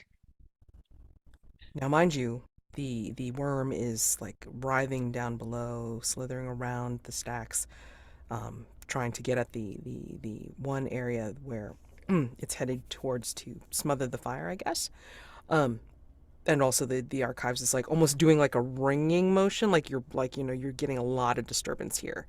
But I think you'll see up the staircase, which is still staying somewhat intact, although it's making it very difficult, where it's going to turn into ornate, flimsy metalwork that looks like a winding ladder instead of a staircase.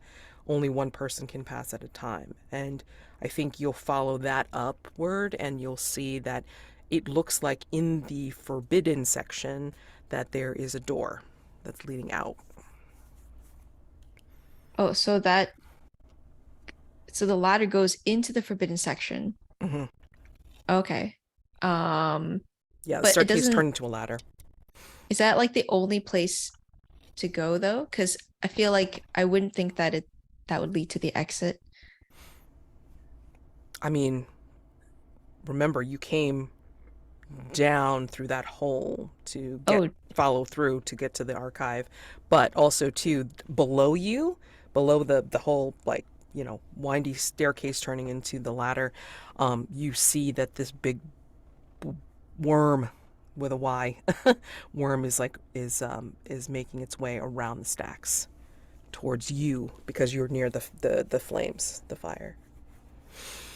Okay. I mean, I'll go to wherever I think the exit is. Right now, it just seems climb higher. That's the most All right. likely thing.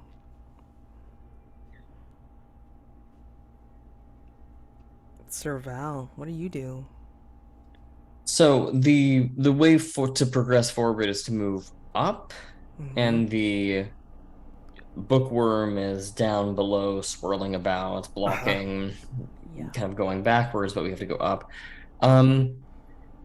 Would this be enough space that I could summon my steed and just fly up to the next level?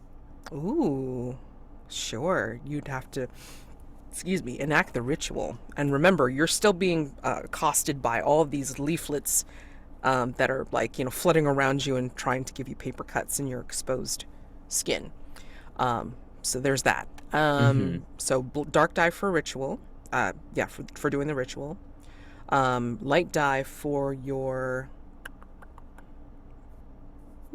speed, vigilant. I mean, you can offer up any of those skills except for dueling to summon your steed, basically. Okay, yeah. I'm gonna say speed is applicable here because you're trying to do this quickly, I'm sure. I think speed is the most appropriate. Protection, Sure. arguably, because I might grab Elisio on the way up, but There you go.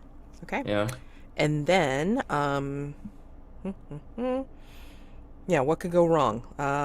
The starling / leaflets are being too distracting and you are unable to call upon your steed. That's like my easiest to go wrong. Sure. Anybody have anything else to go wrong?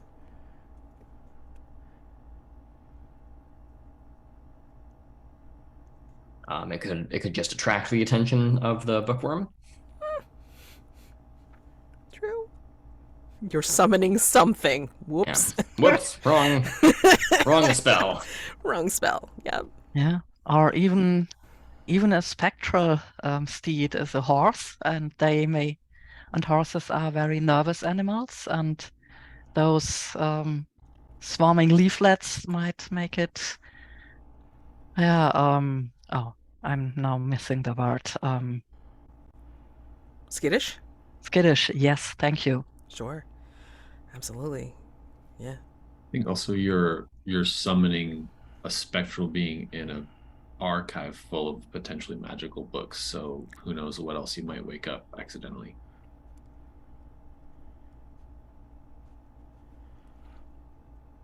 Elisio, anything to go wrong? Okay. So, second light die comes from the no matter what's. No matter what. Oh, boy. Summoning a steed in this place.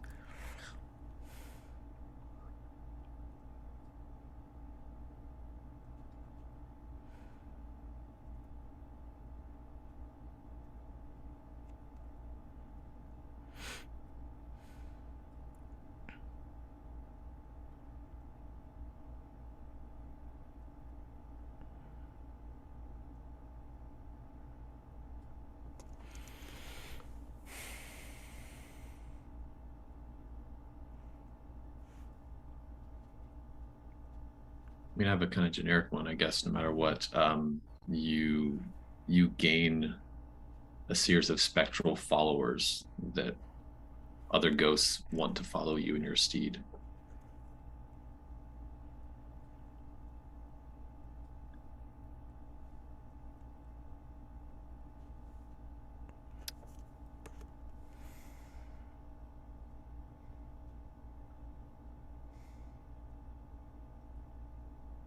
I'm going to say that in this place, that no matter what, you're going to call upon the spirits. The spirits of the abbot and the morning knight. And they will not leave you alone from here on out.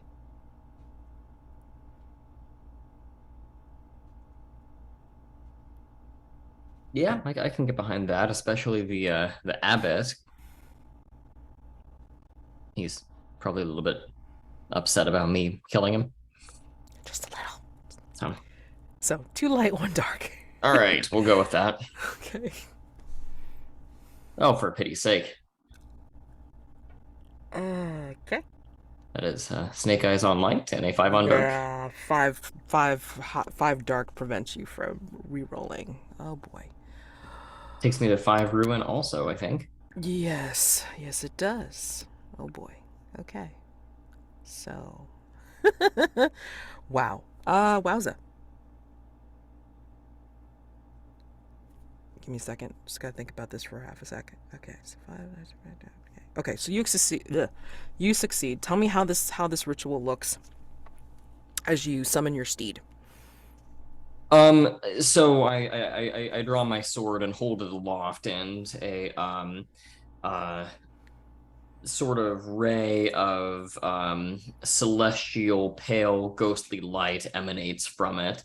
And from that, the spectral form of Roderick, the Morning Knight's steed, emerges, looking noble and alive as ever if you don't look at its eyes. Yeah. And again, because you are calling it upon in this forbidden archival place, other secrets, other memories are being brought up here. And in which case, when you see your steed appear, who also happens to be the Morning Knight's steed, right? I think their shades, the abbot and the Morning Knight's shades, will reach out to you from the distant stacks, appearing as if they have fallen into this place and saying, you know, you don't hear them necessarily, but you can see their mouths moving, entreating you, as if to say, you know, save us, or lay us to rest, or just reaching out their hands to you in supplication, and then also looking upward as if to say, go up. Lay us to rest. You must go further. They're looking to the heavens and at the forbidden section.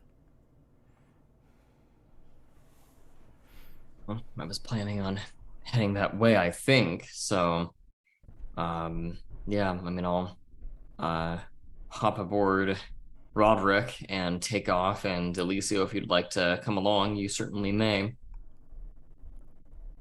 Yep. I'm gonna hop on as you come flying by. Okay.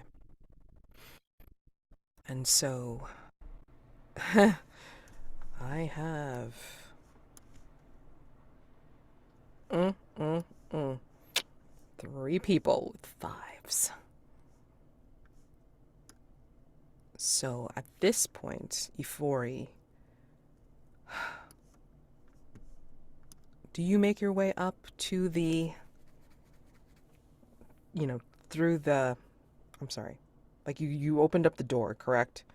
And now we're just waiting to see what happens when you step through or who you find? Yes? Mhm. Yeah. Okay. You have the option to make a reduction roll and all the other business that's attached to that. Vero, do you make your way up via the ladder, or do you do something else to make your reduction roll? And then Sir Valancourt, as you're coming up to with your steed, and you see the shades of the morning night and the abbots, kind of pointing you above and then looking up with you in entreaty, and then you have Elisio at your back, I guess, holding on for dear life, but you are remembering what Ifori said. How are you enacting, if you are, enacting the reduction roll? Again, you would need to say what you plan on doing to serve the forest's interests, and then make the reduction roll, which would determine whether or not your betrayal is apparent. You automatically succeed and bring your ruin down 1 point, but your roll determines whether your betrayal is noticed. So, whomever wants to go first, as we are all making our way upward. I just want to hear these answers before I move on to the final ring.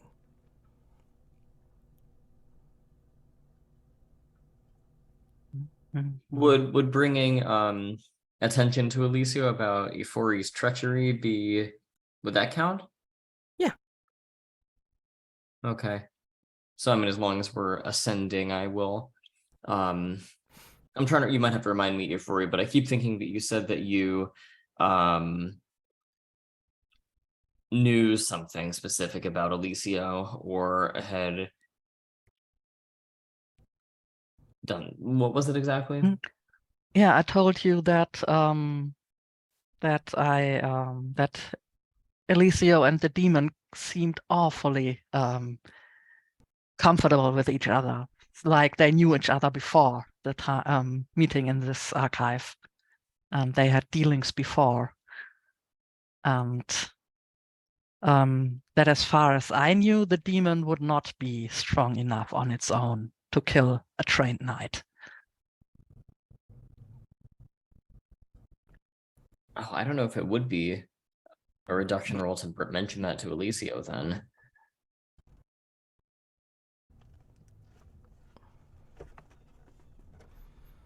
I may do without a reduction roll. I might just keep myself at 5. Okay. You have that option, but remember, once you hit 6, then whoa, yeah. We're going into the last ring, right? We will be going to the last ring once I know what people are doing, if they are doing the reduction roll, yes. So yeah, that is up to you. I will move on to someone else, and then you can think about it still. You have an opportunity. Vero, Ifori, what do you plan on doing? I have a partial idea, but I'm open to any revisions to make it more like serving the archive. Basically, it seems like Elisio has what Vero wants.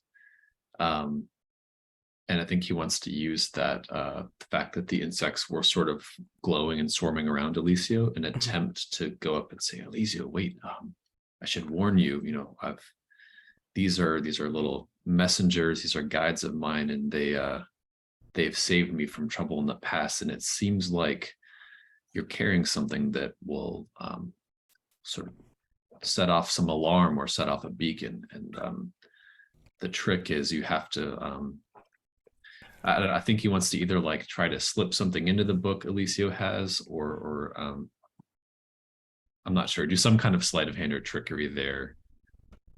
But I don't know if that's how I can make that serving the archive quite. Unless I just like try to make him accidentally drop the book or something. You could do that too. Yeah.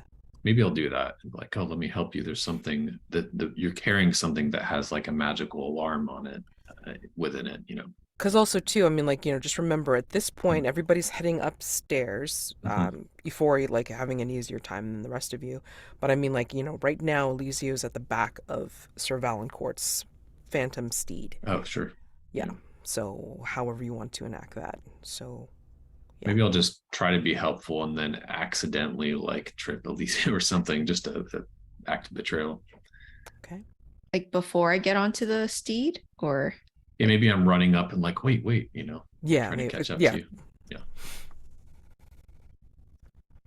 So, yeah, reduce.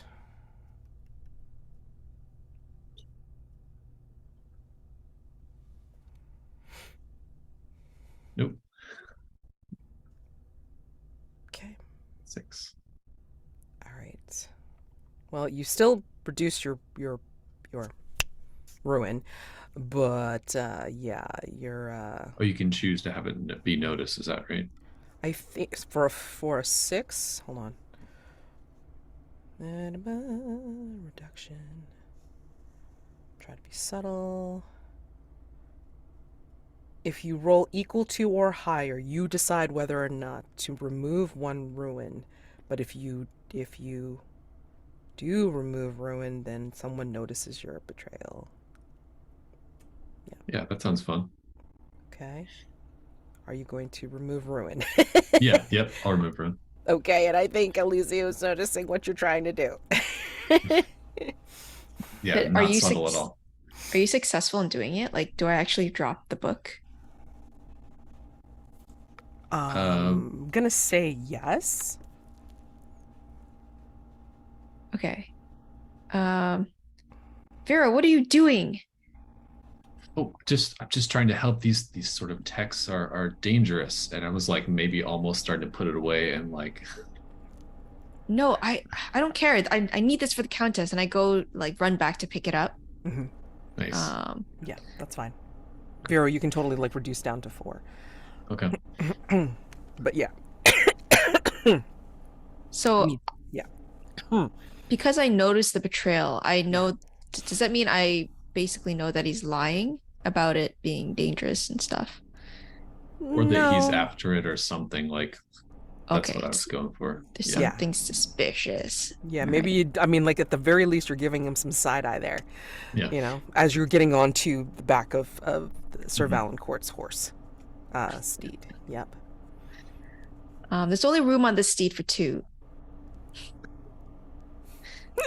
It's like You see the spindly metal ladder nearby. that's fine. I'll get there. Yeah, no, I just need to stretch my legs anyway and start to walk up the stairs. Yeah. Okay. So, and then before we come out of ring 4, Euphoria, are you planning on doing a reduction roll? Yes. Can I again do one of my rituals? Oh wait, Or- your door roll. Let's see. No, the door was successful. And Right. but Who do you run into up here?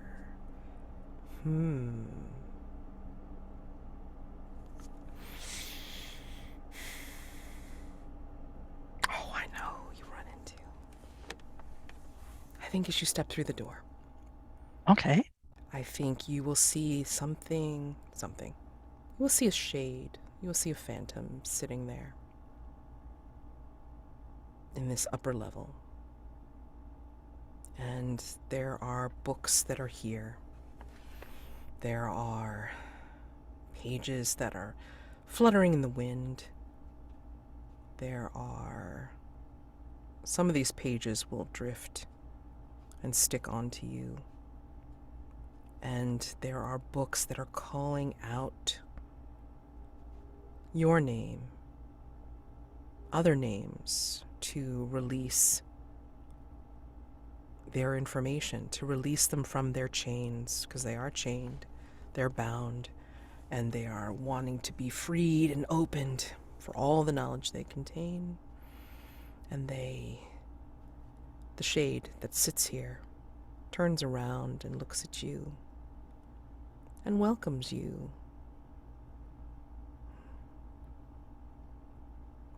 I am the lost saint, he whom the cult of Derawan worships. And here's where we close out of Ring 4. Let's take a quick break, 5 minutes, and then we will finish with Ring 5.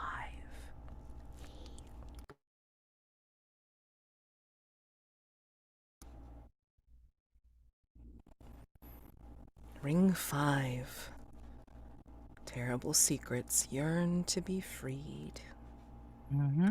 I think Elisio, Sir Valancourt, and Vero, as you make your way up to the higher levels, in your own way, I think scraps of paper are starting to fall from above, from this open space where you can see a vast number more of books and such.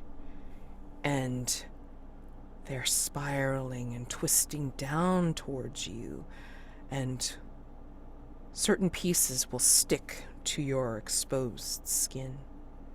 As you make your way upward in your own way, if you look at the scraps that stick, I think you'll see more than enough secrets that perhaps you didn't say to the archivists.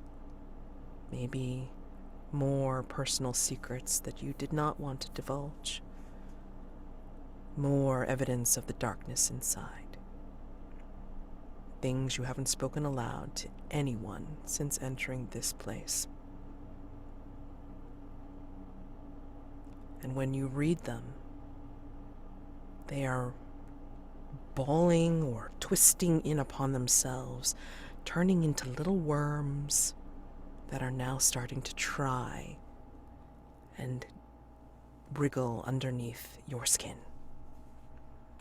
Elisio, I think you'll find that it's a little bit easier than usual for them to do that, because your skin is feeling very thin, very papery, and that writing is starting to become much clearer now. This language you don't understand, but it is as if the writing is becoming clear because your skin is thinner. And Sir Valancourt, I mean, the papers are not only wriggling and twisting upon themselves to try and enter your skin, but they are finding those little cuts, those little slices that were made. And it's almost as if the secrets are trying to hide again inside. And Vero, I think the secrets that stick to you are finding a little bit of resistance. As if the little wriggles are trying to make their way inside, but then they're feeling some resistance from something that pushes back. Or many somethings. Ifori, you're upstairs. You're in the forbidden section. And again, this person, this phantom, stands up to greet you and says that they are the lost saint of the cult of Derawan. And as they stare at you calmly, the books again are trying to read aloud to you their secrets, the contents that have words that are boring into your head. Beautiful, forgotten tongues, some which you know and some which you don't. But they are beautiful all the same. They want to be free. They want you to open your mind and taste what they have to offer. I want to take it all in.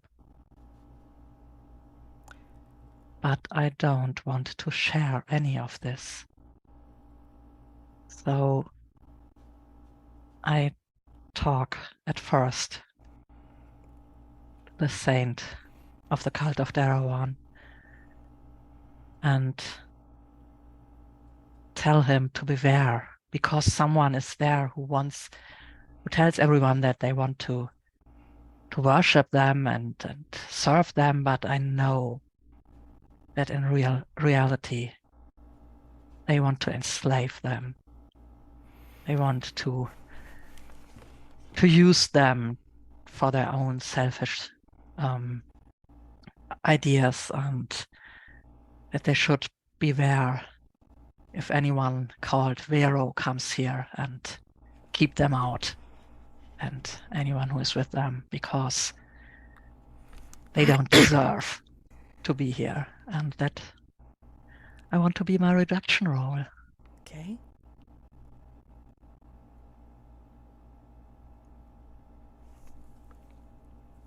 Nice. Your betrayal goes unnoticed. And you may lower to 4. Here. I think the saint the saint will turn to you and say, "They come and worship me for all different reasons. But you come here for secrets, knowledge. You hear them, don't you?"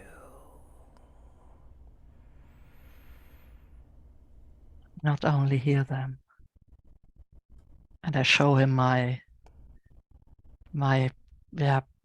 palimpsest skin that's written on and not and again, and I want to take it all in.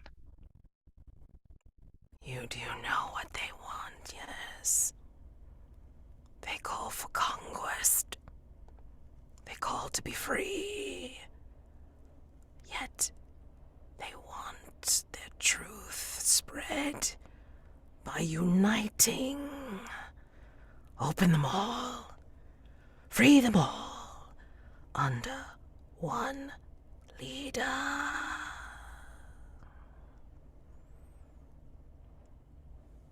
Will you be that leader?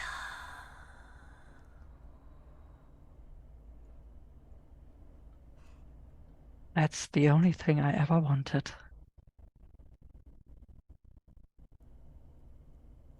And I'm going to go over to Elisio. Elisio, you have that book, yes?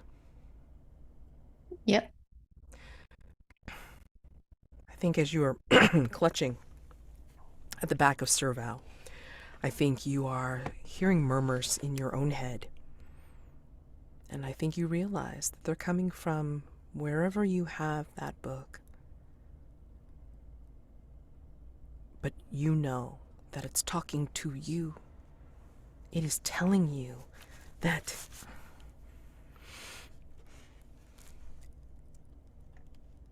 you want me for someone else. You don't have to. With me, you have an ally. Open me. Gain my knowledge. And I will speak to the others who also have knowledge. Knowledge of magic. Of war and power. These are the things you want, yes? That's why you're here. Take me up to my companions. Open me. Open them. Be their leader. Be the one that brings us all together. And have all the power you want.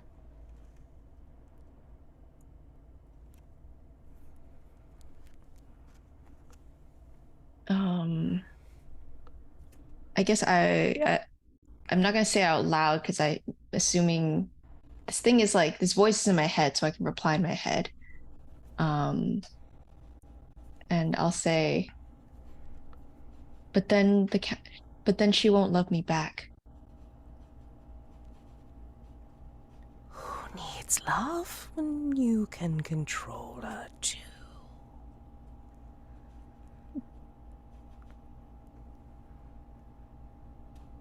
I think Elisio doesn't say anything back, and he's just thinking, considering. I think you'll get an unbidden image in your head of the Countess at your last meeting. And she will say, or you hear her like an unbidden image of maybe a memory you stole, but you see her as if you came upon her speaking to somebody that's not visible. And you heard her say, "He's one of my favorites. He will be able to show me power." And I think this is where the memory changes from what you remember. And you see that she's not necessarily talking about you, but she's talking about the rival of the morning night.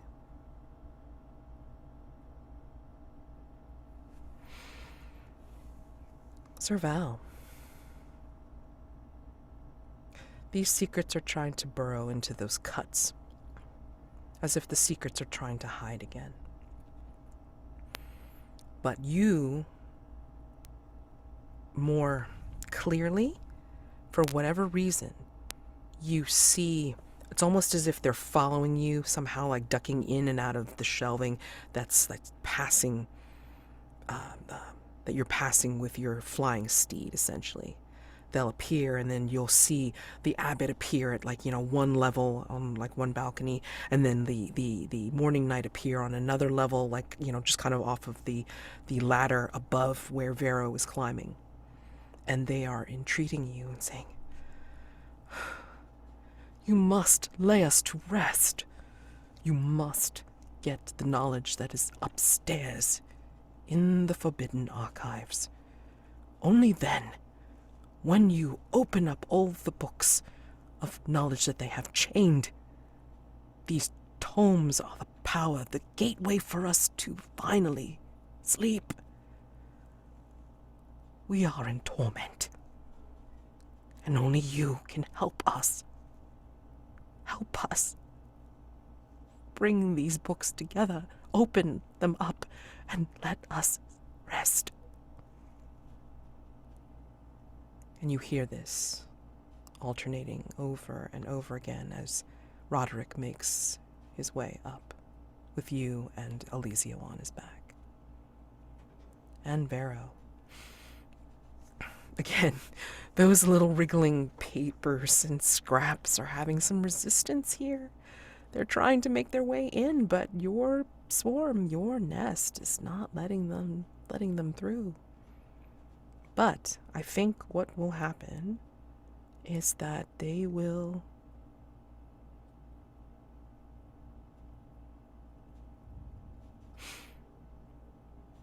be eaten. Maybe your swarm, your nest, is peeking out and slowly eating these scraps, keeping your secrets. But these scraps have that same sickly green that you noticed your nest having from before. And you see glimpses up into the Forbidden Archives, as if you're seeing from whence they came. And these papers are floating down from the knowledge of these open books, or that books that want to be opened. And they are shaking and shuddering, and they are calling out for anyone to bring them together, open them all up, absorb their knowledge, All it takes is being the last one. The only one. The only one that matters. This is the true calling of those that serve Darwan.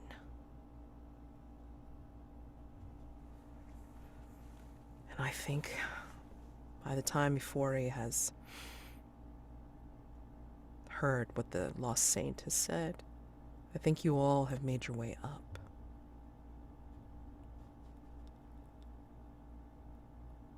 And Sir Roderick alights. You see Ifori talking to this shade. I don't think you necessarily recognize them, Vero. Because again, they are kind of incorporeal. So maybe to you, it's just yet another ghost or spirit that could just be around here for whatever reason. You wouldn't necessarily associate them with the lost saint you were searching for so long ago. So I ask you, you all hear these books entreating these things, and Sir Valancourt, you see the flitting spirits of the abbot and the morning knight looking at you from beyond the stacks and just with stricken eyes. What do you all do? The books are now calling out individually to you in your own heads for sacrifice. You have to be the last one. You have to be the one to lead us. You have to be the one to let us rest. You have to be the one to free us, open us up, take power over everything.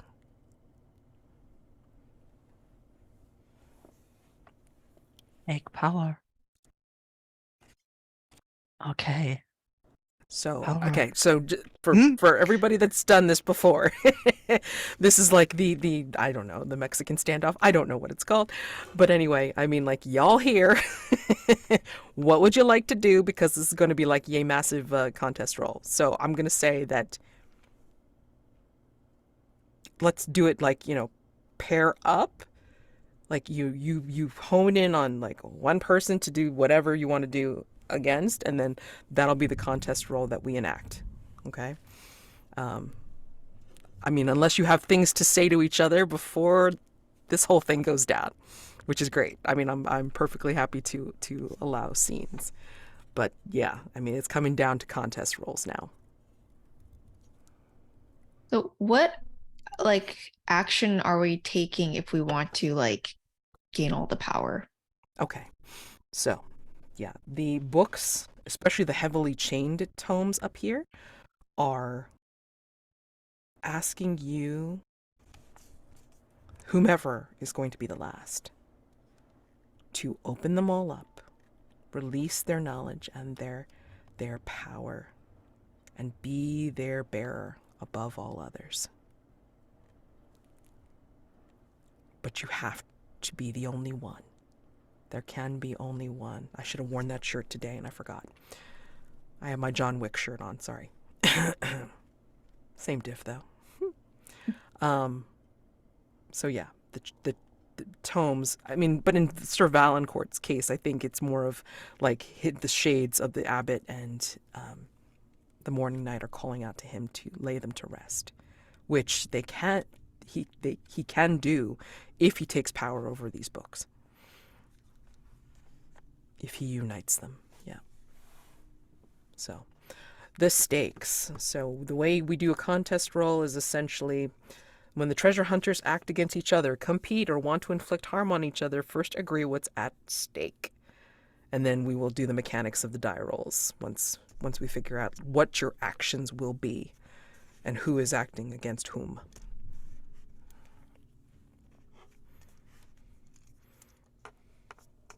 If it's helpful, I mean, I would be interested in Vero trying to act against either Ifori or Elisio. So you're also trying to like get all the power? Yeah, Oh, so yeah. I think Elisio is basically trying to we're trying to frame it as like he's sort of this nest, he has this almost complete ritual of some kind and just needs like one final step to embody it. So I could see it going either with either character depending on what everyone else is interested in.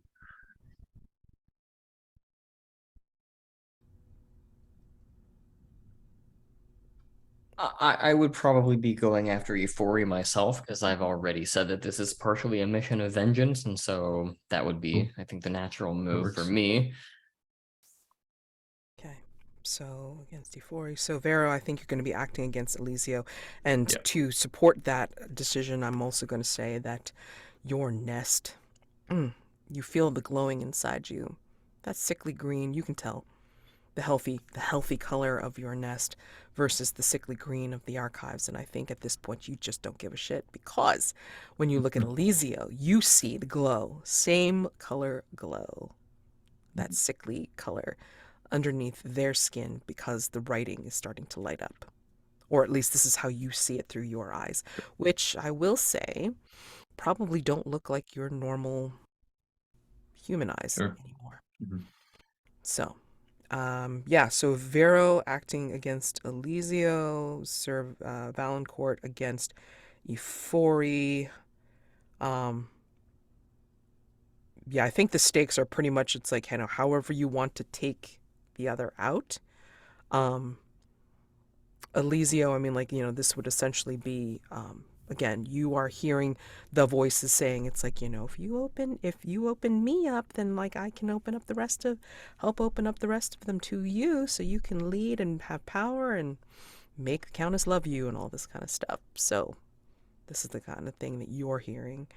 And Ifori, I think you spoke to the Lost Saint. Yeah. He told you what this is all about. So. And for me, it's clear I have to act against Vero, because the other things like the Morning Night, that's in the past. That's dealing with demons. Now I can deal with the ultimate knowledge, and the only other one who is even interested in what's really in the knowledge that's here is Vero. So Interesting. Okay. the other things that, like, yeah, whatever. Vengeance, love. Yeah. It's about knowledge. I think this makes it interesting, because I'm just trying to think of, like, which conceivable contest role would act first. Which conceivable contest roles would act first, right? Because Elisio, you're on the back of Sir Valancourt's horse. Sir Valancourt, do you stay on Roderick, or do you get off of Roderick first before you act against Ifori? I think that I would charge forward on Roderick, sword aloft, trying to do kind of a cavalry charge, assuming there is space to do so. If there's not, then I'll dismount. Yeah, I mean, again, like, there's all of these books clamoring around you all. And I'm gonna say, yeah, I don't think there's that much room to be able to do the charge. So let's say that Ifori against Vero. And I know Vero is like, you're intent upon Elisio, but I think that, like, Ifori being already here would be able to act against Vero first. So yeah, let's go with that contest roll first, and then we'll do the other ones in succession, as I try to make this just as exciting as possible, but also, like, try to get everything done. Okay. So these stakes are: Ifori is going to act against Vero. What are you going to do? Are you going to do a ritual, or are you going to just kind of like go out, like push him? What are you doing? Because again, he just came up off that rickety ladder. He had a long way down. Just saying.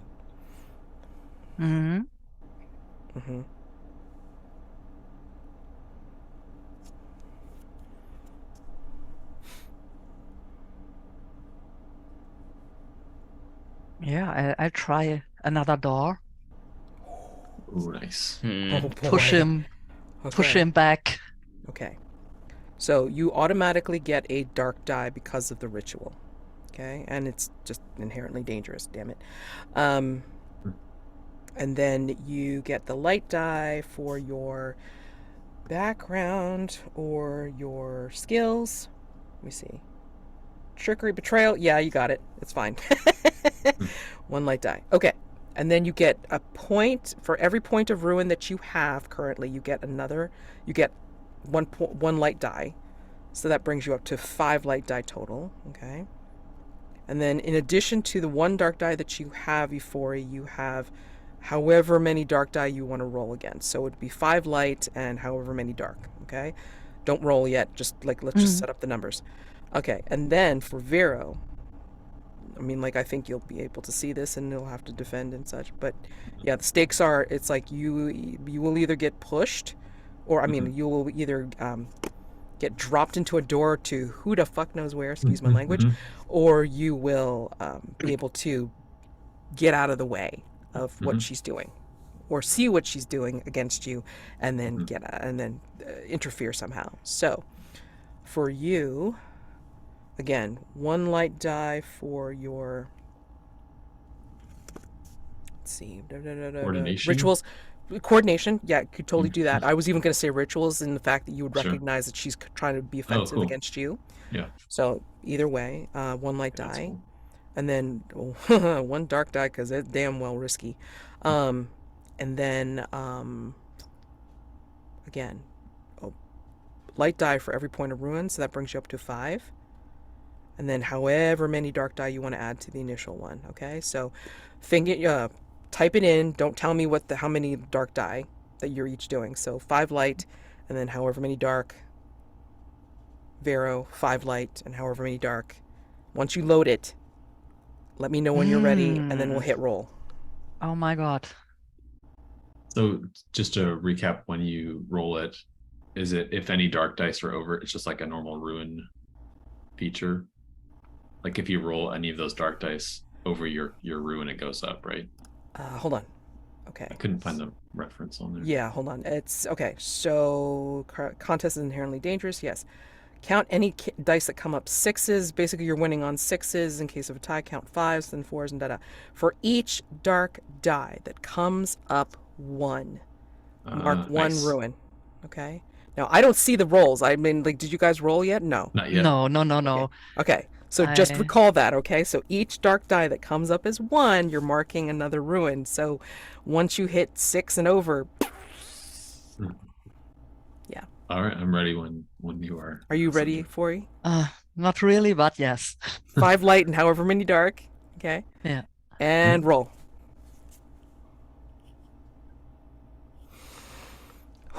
Damn. 6. Wow. Shit. That's a lot of 6s. Hold on, I gotta take a picture of this. Hold on. Screenshot that for posterity. Holy crap. Okay, so before he wins with all those 6s. Jesus. Amazing. Amazing. Hold on. Okay. And then ruin. Okay. So Vero, you get 1 point of ruin added, so you're at 5. But tell me, Ifori, what you were planning on doing with your door. Let me ask you that first. Yeah, I not only want to push Vero through the door, but I want to open the door to the area where the archivists are. And I want to put one of the books in this area, show it with him so that it seems like he wanted to steal this book. And he appears in the area where the archivists and the small helpers are. Okay. The stolen book. Yeah, I think that definitely happens for sure. Pretty great. Oh my gosh. So basically what happens, unless you have some better ideas, I was thinking that, you make your passes to do the door. What are you using in terms of the blood? Because you used blood the last time.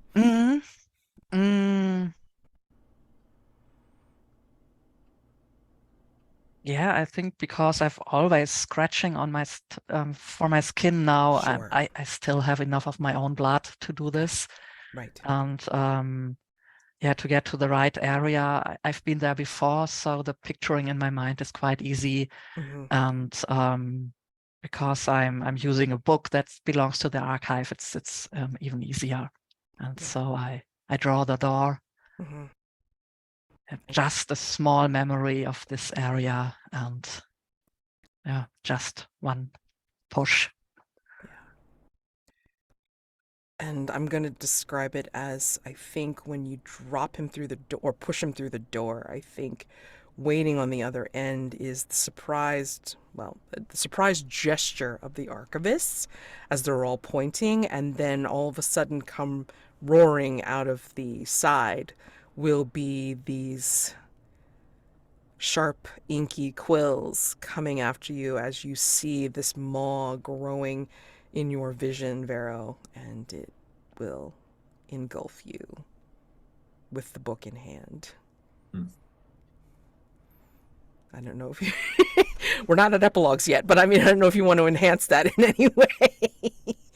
Maybe Make that sounds fair. No, as that's happening, I think whatever insects are left of this hive try to fly out and flee and just probably get stuck in the teeth of the maw and just stuck to all the other paper and starting to like become integrated with it.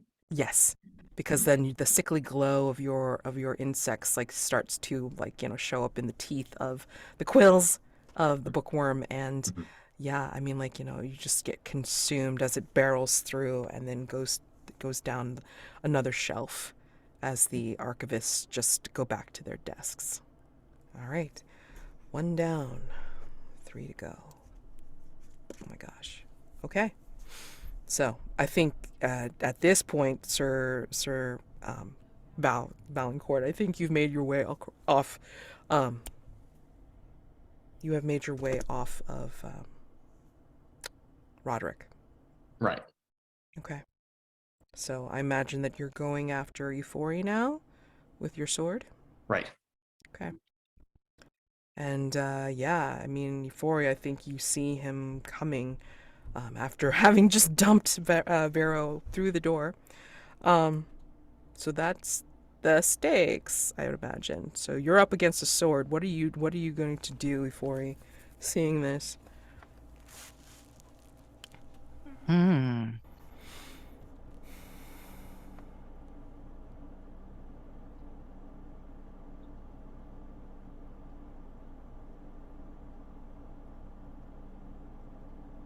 think as you're going, and while you're thinking about that, I think, Sir Val, I think you're hearing the voices of the abbot and the morning knight in your head going, blood, blood, the books need a blood. Yeah. Yeah. So, I mean, I guess my intention's clear, is just to see what Ifori wants to do. Mm-hmm. Yeah, I again try to talk myself out of this. And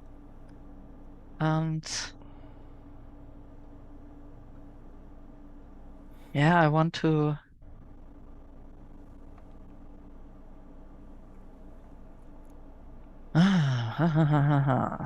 I'm also, and I don't normally do this, but I will remind you, you do have a new ritual too. Yeah.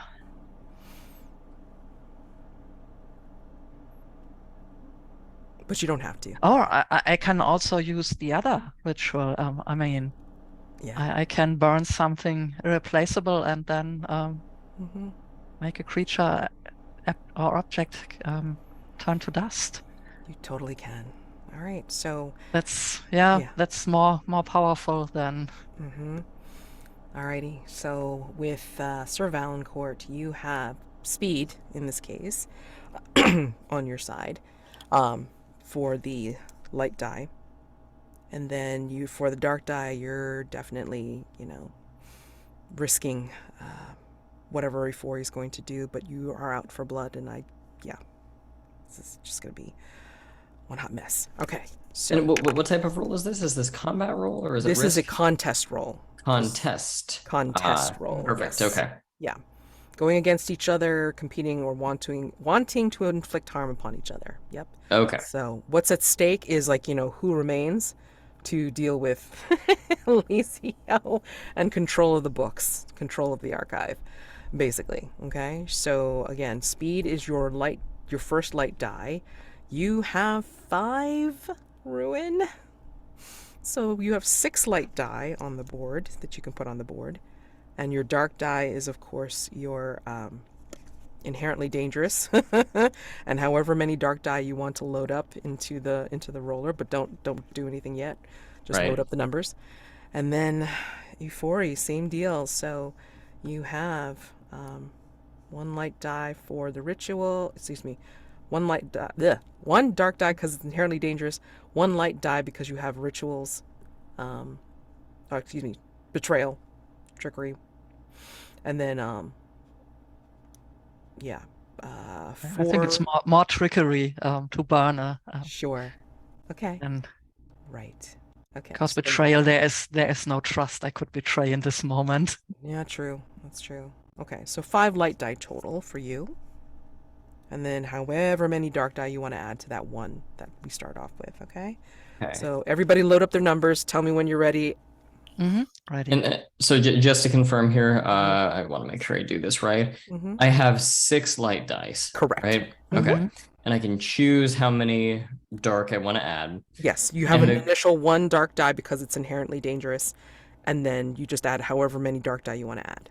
Okay. And I want to, what's the objective here in terms of what dice come up and how do You determine want to who get wins? you want to win on 6s. You However- want more sixes than I have, and you for every black die that comes up with a 1, you get 1 more win. Oh, every black die that comes up with a 1. Yes. Yep. Okay, got it. Okay. Yep. That seems reasonable. All right. I am Ready? Yep, Si- I'm good to go. And you can just choose how many dark die you want to have, right? Correct. You have to Yeah. have 1, but okay. Yeah. Like minimum Correct. 1, I mean, and then you just pick however many dark die. Yep. Everybody loaded? Yes. Yes. And roll. Okay. Oh, so Damned. Valancourt won Yeah. with 3 6s. And I think I'm still and toast though, right? yeah, hold on. No. Fudge. Oh. Okay, so Ifori, you went up by 2, so you're lost as well. I've lost, and And then Sir Valancourt, yes, you gained yes, and another we are ruin. both. Okay, so Sir Valancourt wins. However, you are also then, therefore, both lost. Tell me first, Sir Valancourt, what you do to take Ifori down, as she's doing the ritual for you know, ashes, I guess. Mhm. Yeah. Ifori, what are you burning, by the way, to The book I picked up in the beginning, the book where I believe that there's still the last secret for that I need. Yes. Yes. So yeah. You try to do that at least. Yeah. But then Valancourt, what do you do? I want to give some kind of one-liner, and then just like impale Euphoria on my sword, I think. Something like the price of your infernal dealings has finally come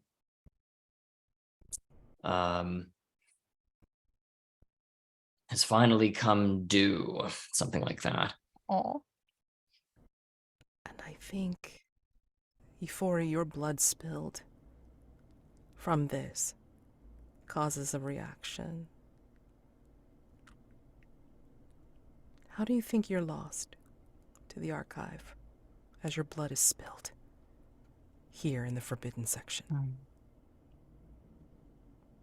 Yeah, the blood that spills from this fresh wound and the blood that was all over my skin anyway just gets mixed up with all these books, with the ink, and it forms words, sentences, and from spilling to small characters, small words, small sentences, and they find their way into the books that are already here. And Sir Valancourt, you won. You see this. You see revenge.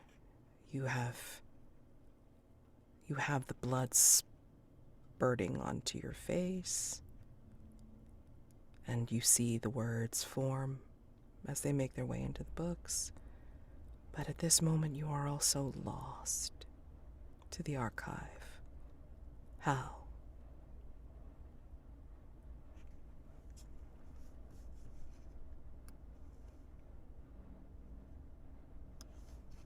Perhaps one of the books falls open, and upon it is the final part of that tale of the night that we've been building up through over the course of the whole thing. The doomed night. Yeah, maybe that falls open.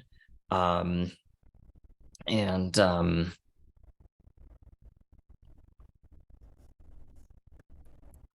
maybe it says something like, and thus the doomed knight, having sought revenge for his patron, paid in kind as the spirit of the abbot exacted its own revenge. And that's the moment that I turn around and the abbot's spirit is right there holding a burning holy symbol aloft. And the abbot is this decrepit skeletal figure with rotten robes, and it's all emaciated from having simultaneously starved and thirsted and suffocated to death in its burial chamber. And that's the point at which I think I alight with some kind of celestial fire, my own sins having come to claim me. Yep. And then Elisio. You see this happen. You see all of this happen. And where you are is very, very different and affecting. Please roll ruin.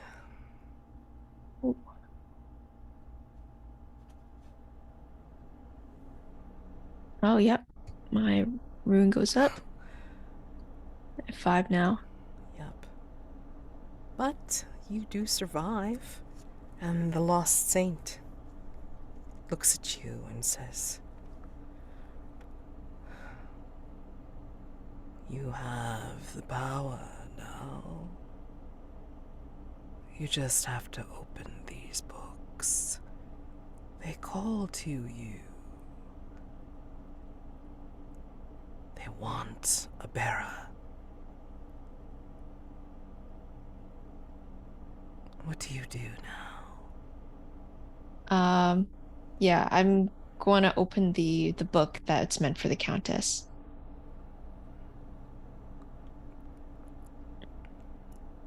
And I think you're going to hear a triumphant scream coming from the book as it's calling upon its compatriots, upon its brethren, and just, I think,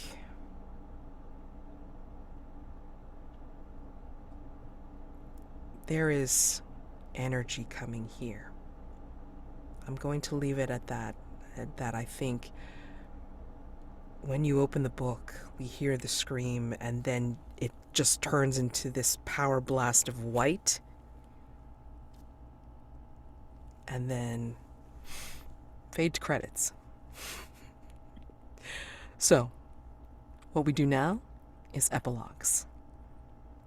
If you have survived, just narrate a scene in the near or distant future, not implicating any of the other characters, about how you survived but are now forever changed by your experience in the Forbidden Archive.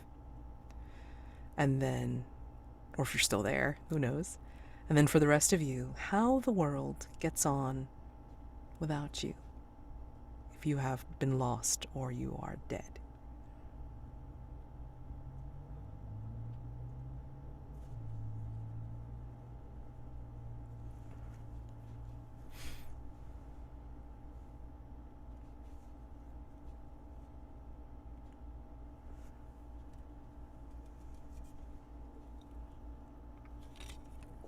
Epilogues would end up being like mid-credits or post-credit scenes. I think we see a glimpse of the archive, a sort of spiraling mound of books kind of raising up a little bit and settling again, like the bookworm slumbering, breathing slowly in and out. And among all the pages and the scales, there's traces of paper-like cloak that maybe used to have the shape of Vero. And skittering in and out of the scales are little moths made out of paper. And they rustle and they whisper to each other. They just start to whisper, "Dear one." And one hears another, and they come together and they start to kind of creep into the archives and whisper to other pages. Just the name starts to spread again, and maybe one day they'll have another chance to come together.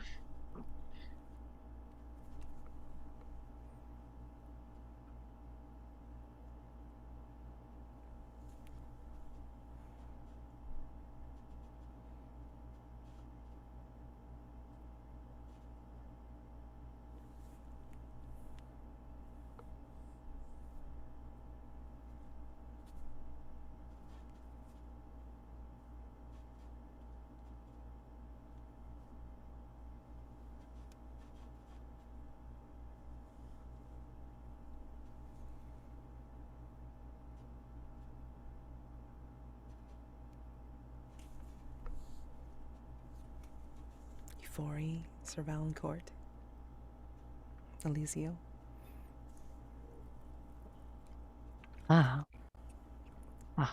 Yeah, we see a scene where some academic looking people, scholars of the dark arts, are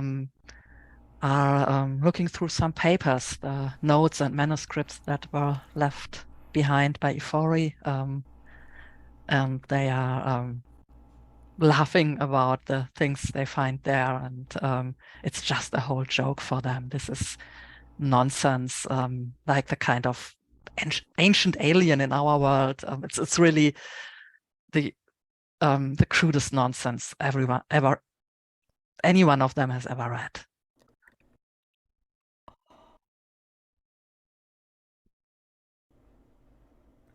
Damn.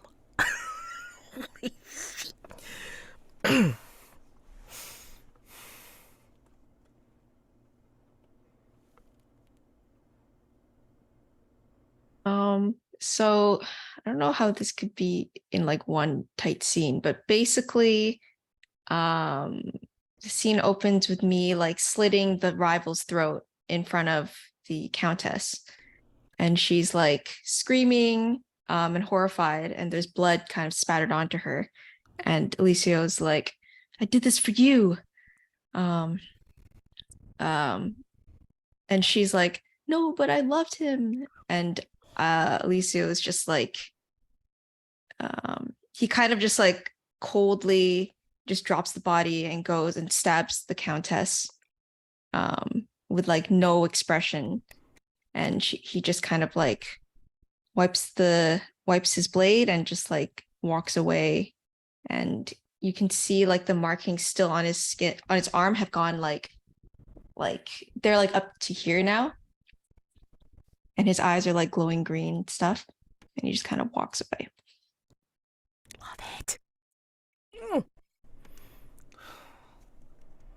I think this is sort of quick. You don't realize the twist until maybe the last kind of shot of it, but a collection of mannequins takes Sir Valancourt's body, and they bring it to a vault within the archives, opening a large drawer.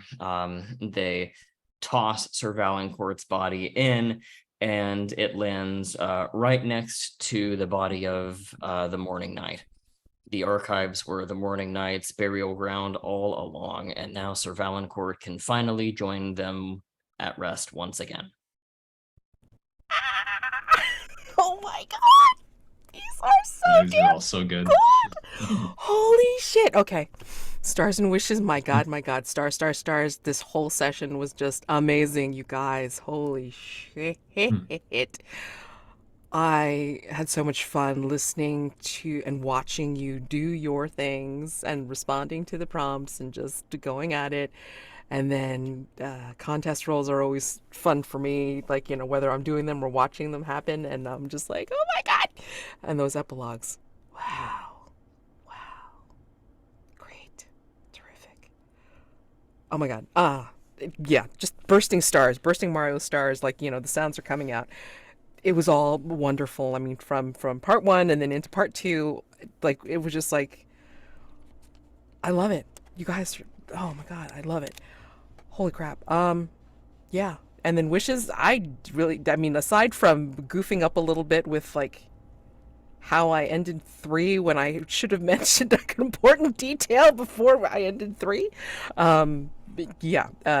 Aside from that, I mean, like, you know, my only wish would have been like, I don't know, more. I mean, like, it just like saw it, like me seeing it all in a movie of like all these different weird wacky things that were happening and just loving every single one of them, you know. Oh, and then like Gabe, brilliant writing. I mean, I had so much fun with this incursion. I mean, like, it had all the detail, and then, like, you know, some of the detail, like, you know, you could just, you know, like, just, I don't know, expand upon, or like, you know, and again, listening to people, like, you know, whatever they come up with for devil's bargains, and then just expanding upon that. I mean, but this incursion was so damn good. I love it. I can't wait to run it again, and then see what other people come up with. And then I have to say that through some of the imagery, I was starting to see the movie Final Prayer or Borderlands. I don't know if you know that movie at all. No.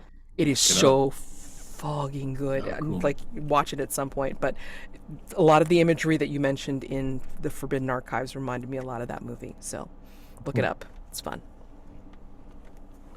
Yeah, I will say, if anyone liked the setting, the loom setting, I got to just like kind of go wild with it again. So just like get even weirder. So there's the Azure Archives. It's just fun to play in a messed up archive.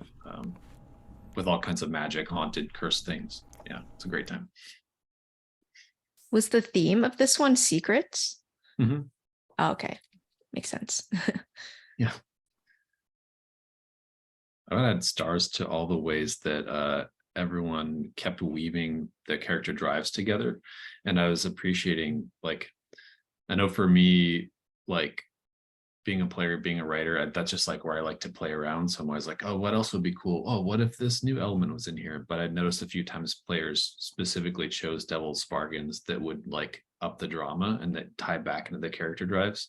So everyone really like built that really deliberately, and it really paid off in the end. So that was really fun. And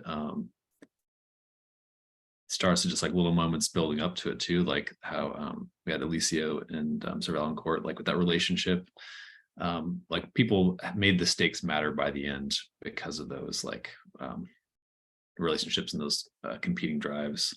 And Ifori playing the memory loss was really interesting too, early on, of like doubting your scholarship and building that up, and the imagery of the name dissolving and everything. Mad's voices and the archivist descriptions were really fun too.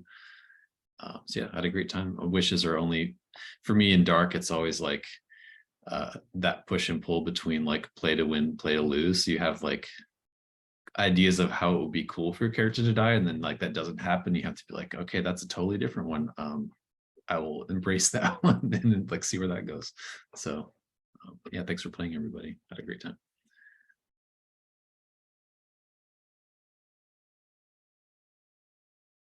Yeah, my special stars goes to the whole secrets with the archivist scene.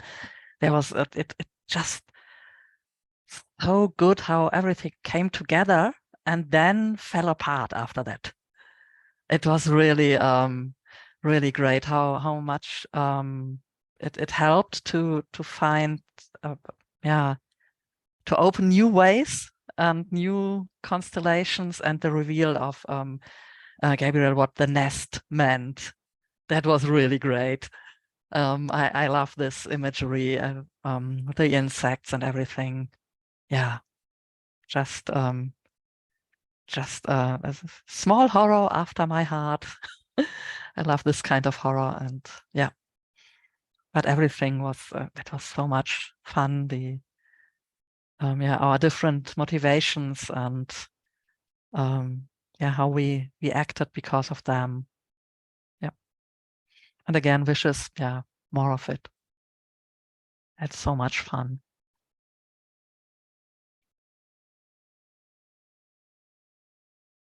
For me, just kind of mirroring what everyone else said, Mads, I thought that Ring of 3 in particular was tons of fun, where people get kind of whisked off to their own kind of private interviews with mannequins. I thought that was super fun. Lots of twists delivered there, very heavy role play, and I really liked it quite a bit.